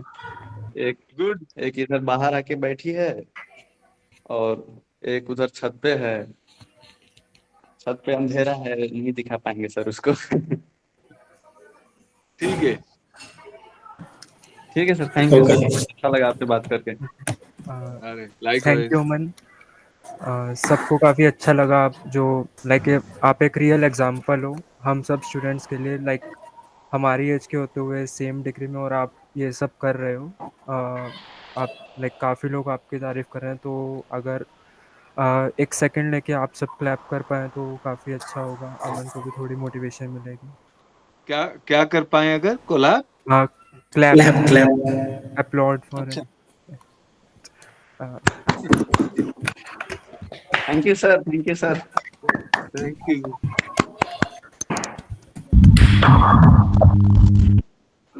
ठीक है, ओके। अब मैं तो लास्ट क्वेश्चन अनुराग, अगर आप छोटा सा क्वेश्चन पूछो तो जल्दी से, उसके बाद मैं कंक्लूड कर दूंगा। श्योर श्योर सर, बहुत शॉर्ट क्वेश्चन अनुराग अगेन। सर जैसे कि आपने बताया फर्स्ट क्वेश्चन में कि राइनोस जो है उनको एक्सटिंक्ट होना ही चाहिए, क्योंकि फिर हंट करेंगे लोग, उनको एक्सप्लॉइट करेंगे। तो सर उस हिसाब से तो काउस डॉग्स इनको भी एक्सटिंक्ट हो जाना चाहिए, उनको भी प्रिजर्व नहीं करना चाहिए। तो सर बस इतना सा छोटा सा क्वेश्चन है, फिर इस पे आपका क्या व्यू है? सर ये आपके ही बातों को कॉन्ट्राडिक्ट कर रहा है ऐसे। मेरी बात को कैसे कॉन्ट्राडिक्ट कर रहा है? क्योंकि सर आप जैसे बता रहे हैं कि सफरिंग बस कम से कम होना चाहिए, तो अगर लाइफ ही नहीं रहेगी वर्ल्ड में तो सर सफरिंग तो फिर होगी ही नहीं। तो उस अरे हिसाब से क्या तो बात पूरी है, मैंने तो स्पीसीज को। हमेशा से यही कहा है। मैं तो ये कहा कि देखो पृथ्वी जब चांद जैसी अगर दिखे तो बिल्कुल हैप्पी प्लेस रहेगी। नो लाइफ नो सफरिंग, तो कॉन्ट्राडिक्शन कहाँ पे आई?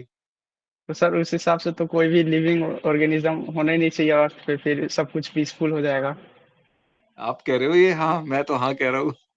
सर आपका व्यू तो काफी खतरनाक है सर।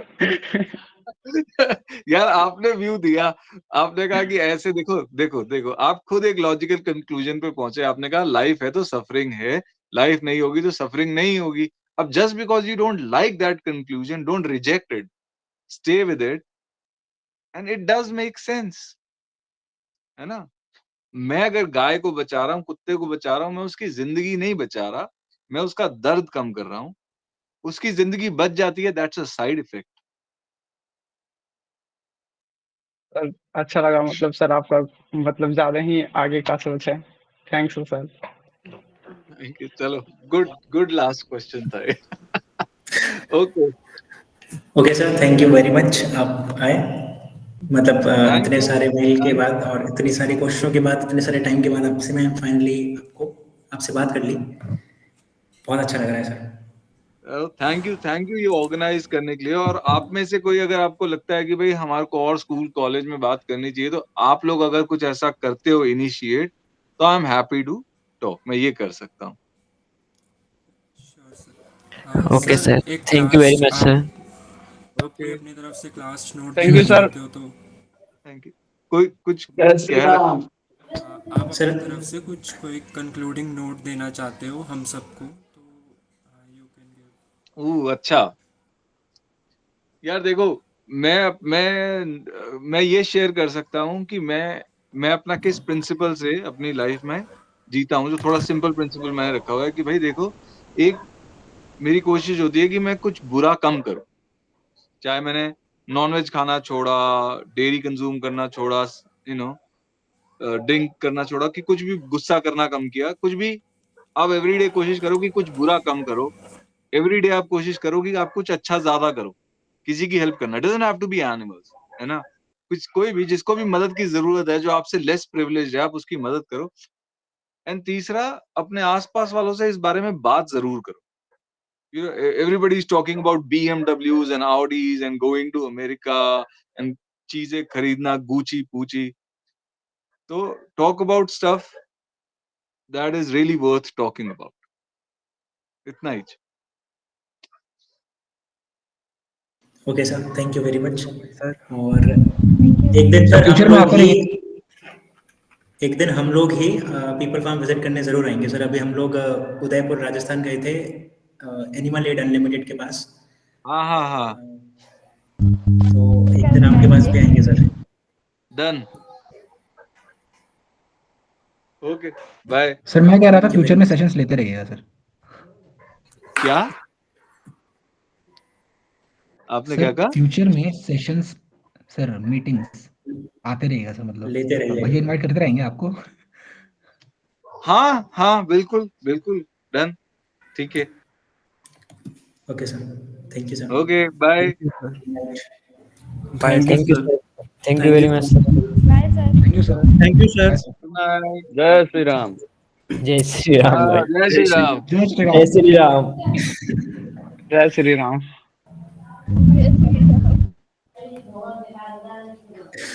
ओके गाइस, एक लास्ट अनाउंसमेंट मैं आप सबको करना चाहता हूँ। हम सहारा सोसाइटी अभी 21 और 22 नवंबर को इंदौर में ट्रिप कर रहे हैं, offline trip with robin hood army. वो रॉबिन सर ये अलग है और रॉबिन हुड आर्मी अलग है। तो वहाँ हम किड्स के साथ स्लम एरिया में जाके बहुत सारी फन एक्टिविटीज़ करेंगे। तो अगर आप में प्लस हम विजिट भी करेंगे, अलग अलग जगह घूमेंगे। तो अगर आप लोग आना चाहते हो तो आप जो है रजिस्टर कर सकते हो इंदौर ट्रिप के लिए। इसका लिंक जो है आई गेस देवोतम ने डाल दिया चैट में। एंड हम जो है लाइक बहुत जल्द रिक्रूटमेंट भी स्टार्ट करने वाले हैं सहारा सोसाइटी में। तो अगर आप में से कोई कोर टीम में आना चाहता है for any department, like we will share all the details whether it's outreach, PR, editing, web ops etcetera for website and all, तो आप जो है वो फॉर्म फिल कर सकते हो। हम बहुत जल्दी उसको जो है रिलीज़ कर रहे हैं, रिक्रूटमेंट ड्राइव स्टार्ट कर रहे हैं। एंड बाकी आप जो है रिकॉर्डिंग का एक्सेस हमारे यूट्यूब चैनल से ले सकते हो। देवोत्तम, आप क्या प्लीज़ हमारे सहारा के यूट्यूब चैनल का लिंक शेयर कर सकते हो? हम वहाँ पे जो जी है हम रिकॉर्डिंग शेयर कर देंगे। एंड बाकी आप हमारी सोसाइटी ज्वाइन कर सकते हो और भी ऐसे टॉक्स वगैरह के लिए। और हम आगे फ्यूचर में और भी बहुत कुछ प्लान कर रहे हैं with a lot of like guests like robin sir. और आपके भी अगर माइंड में कोई है सजेशन तो आप हमें जो है सहारा सोसाइटी को मेल कर सकते हो। Om Prakash, can you share our societies mail in the chat?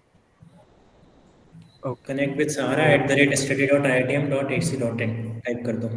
या And So we will surely visit People Farm in the future.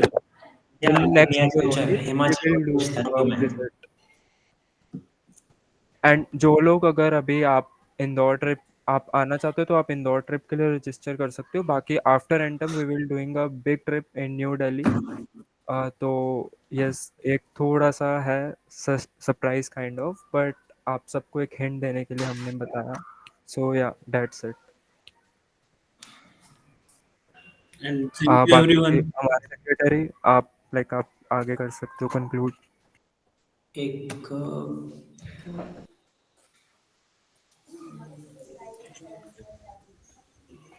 Ketan, Nikhil Bhavai. Ketan, your questions was like too deep, man.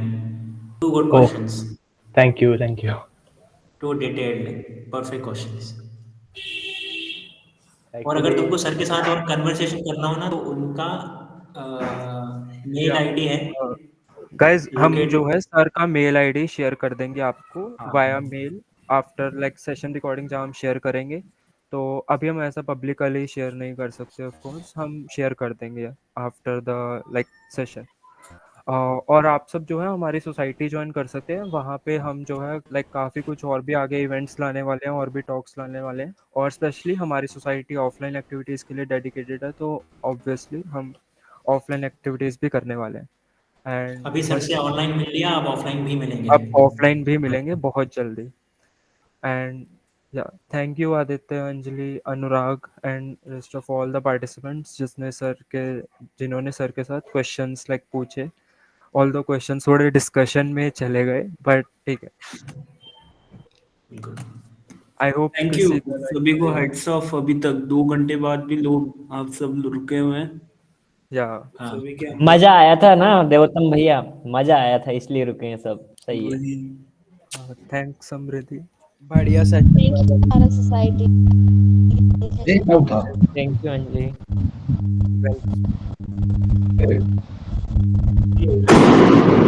Anjali आपके audio में ना आवाज आ रही है, वो तब भी आ रही थी, पता नहीं ये कोई प्रॉब्लम है। आपके माइक में कोई इशू है तो आप बैकग्राउंड माइक लाइक एक बार चेक कर लेना। Manu Yadav, do you have any question? हाँ, मैं पूछ रहा था ये इंदौर ट्रिप जो है, ये मतलब थोड़ा बहुत इसके बारे में बताना चाहेंगे कितने दिन का होगा और ये मतलब 2 हम डेज कहाँ। की ट्रिप है। हाँ इंदौर ये 2 डेज की ट्रिप है, 21 नवंबर और 22 नवंबर, that is Tuesday and Wednesday in next week only. तो हम जो है सबसे पहले फर्स्ट डे हम करेंगे social activity with robin hood army, जहाँ हम स्लम एरिया में जाएंगे। वहाँ पे हम किड्स के साथ एक्टिविटी करेंगे, गेम्स वगैरह खेलेंगे और एंजॉय करेंगे बेसिकली। एंड पाजी रिकॉर्डिंग बंद कर लो। डोनेशन ड्राइव भी लाइक उसके साथ करेंगे स्टार्ट, और आप लोग चाहो तो उसमें डोनेट भी कर सकते हो, रियल टाइम डोनेट कर सकते हो, या अभी आप जो है रजिस्टर करके इंदौर ट्रिप में हमारे व्हाट्सएप ग्रुप में हम सब कुछ शेयर कर रहे हैं, वहाँ भी कर सकते हो। सो जैसे आप और ना केवल मतलब सिर्फ सोशल एक्टिविटी है, इंदौर घूमेंगे भी। घूमेंगे भी, राइट। हम जो है उसके बाद ये हमारी 21 को सोशल एक्टिविटी होगी हाफ डे, उसके बाद हम जो है 21 का rest of the debt plus 22 को कंप्लीट हम पूरा जो है इंदौर ट्रिप घूमेंगे। एंड ये कोलैबोरेट कर रहे हैं सिनैप्स सोसाइटी और बाउंडलेस सोसाइटी के साथ। सो आप जो है मतलब रजिस्टर कर सकते हो इंदौर ट्रिप के लिए यहाँ पे, और बाकी अगर आपको सोसाइटी ज्वाइन करनी है तो उसका भी फॉर्म लिंक हमने दे दिया है, तो आप वहाँ कर सकते हो। हम स्टे कहाँ कर रहे होंगे?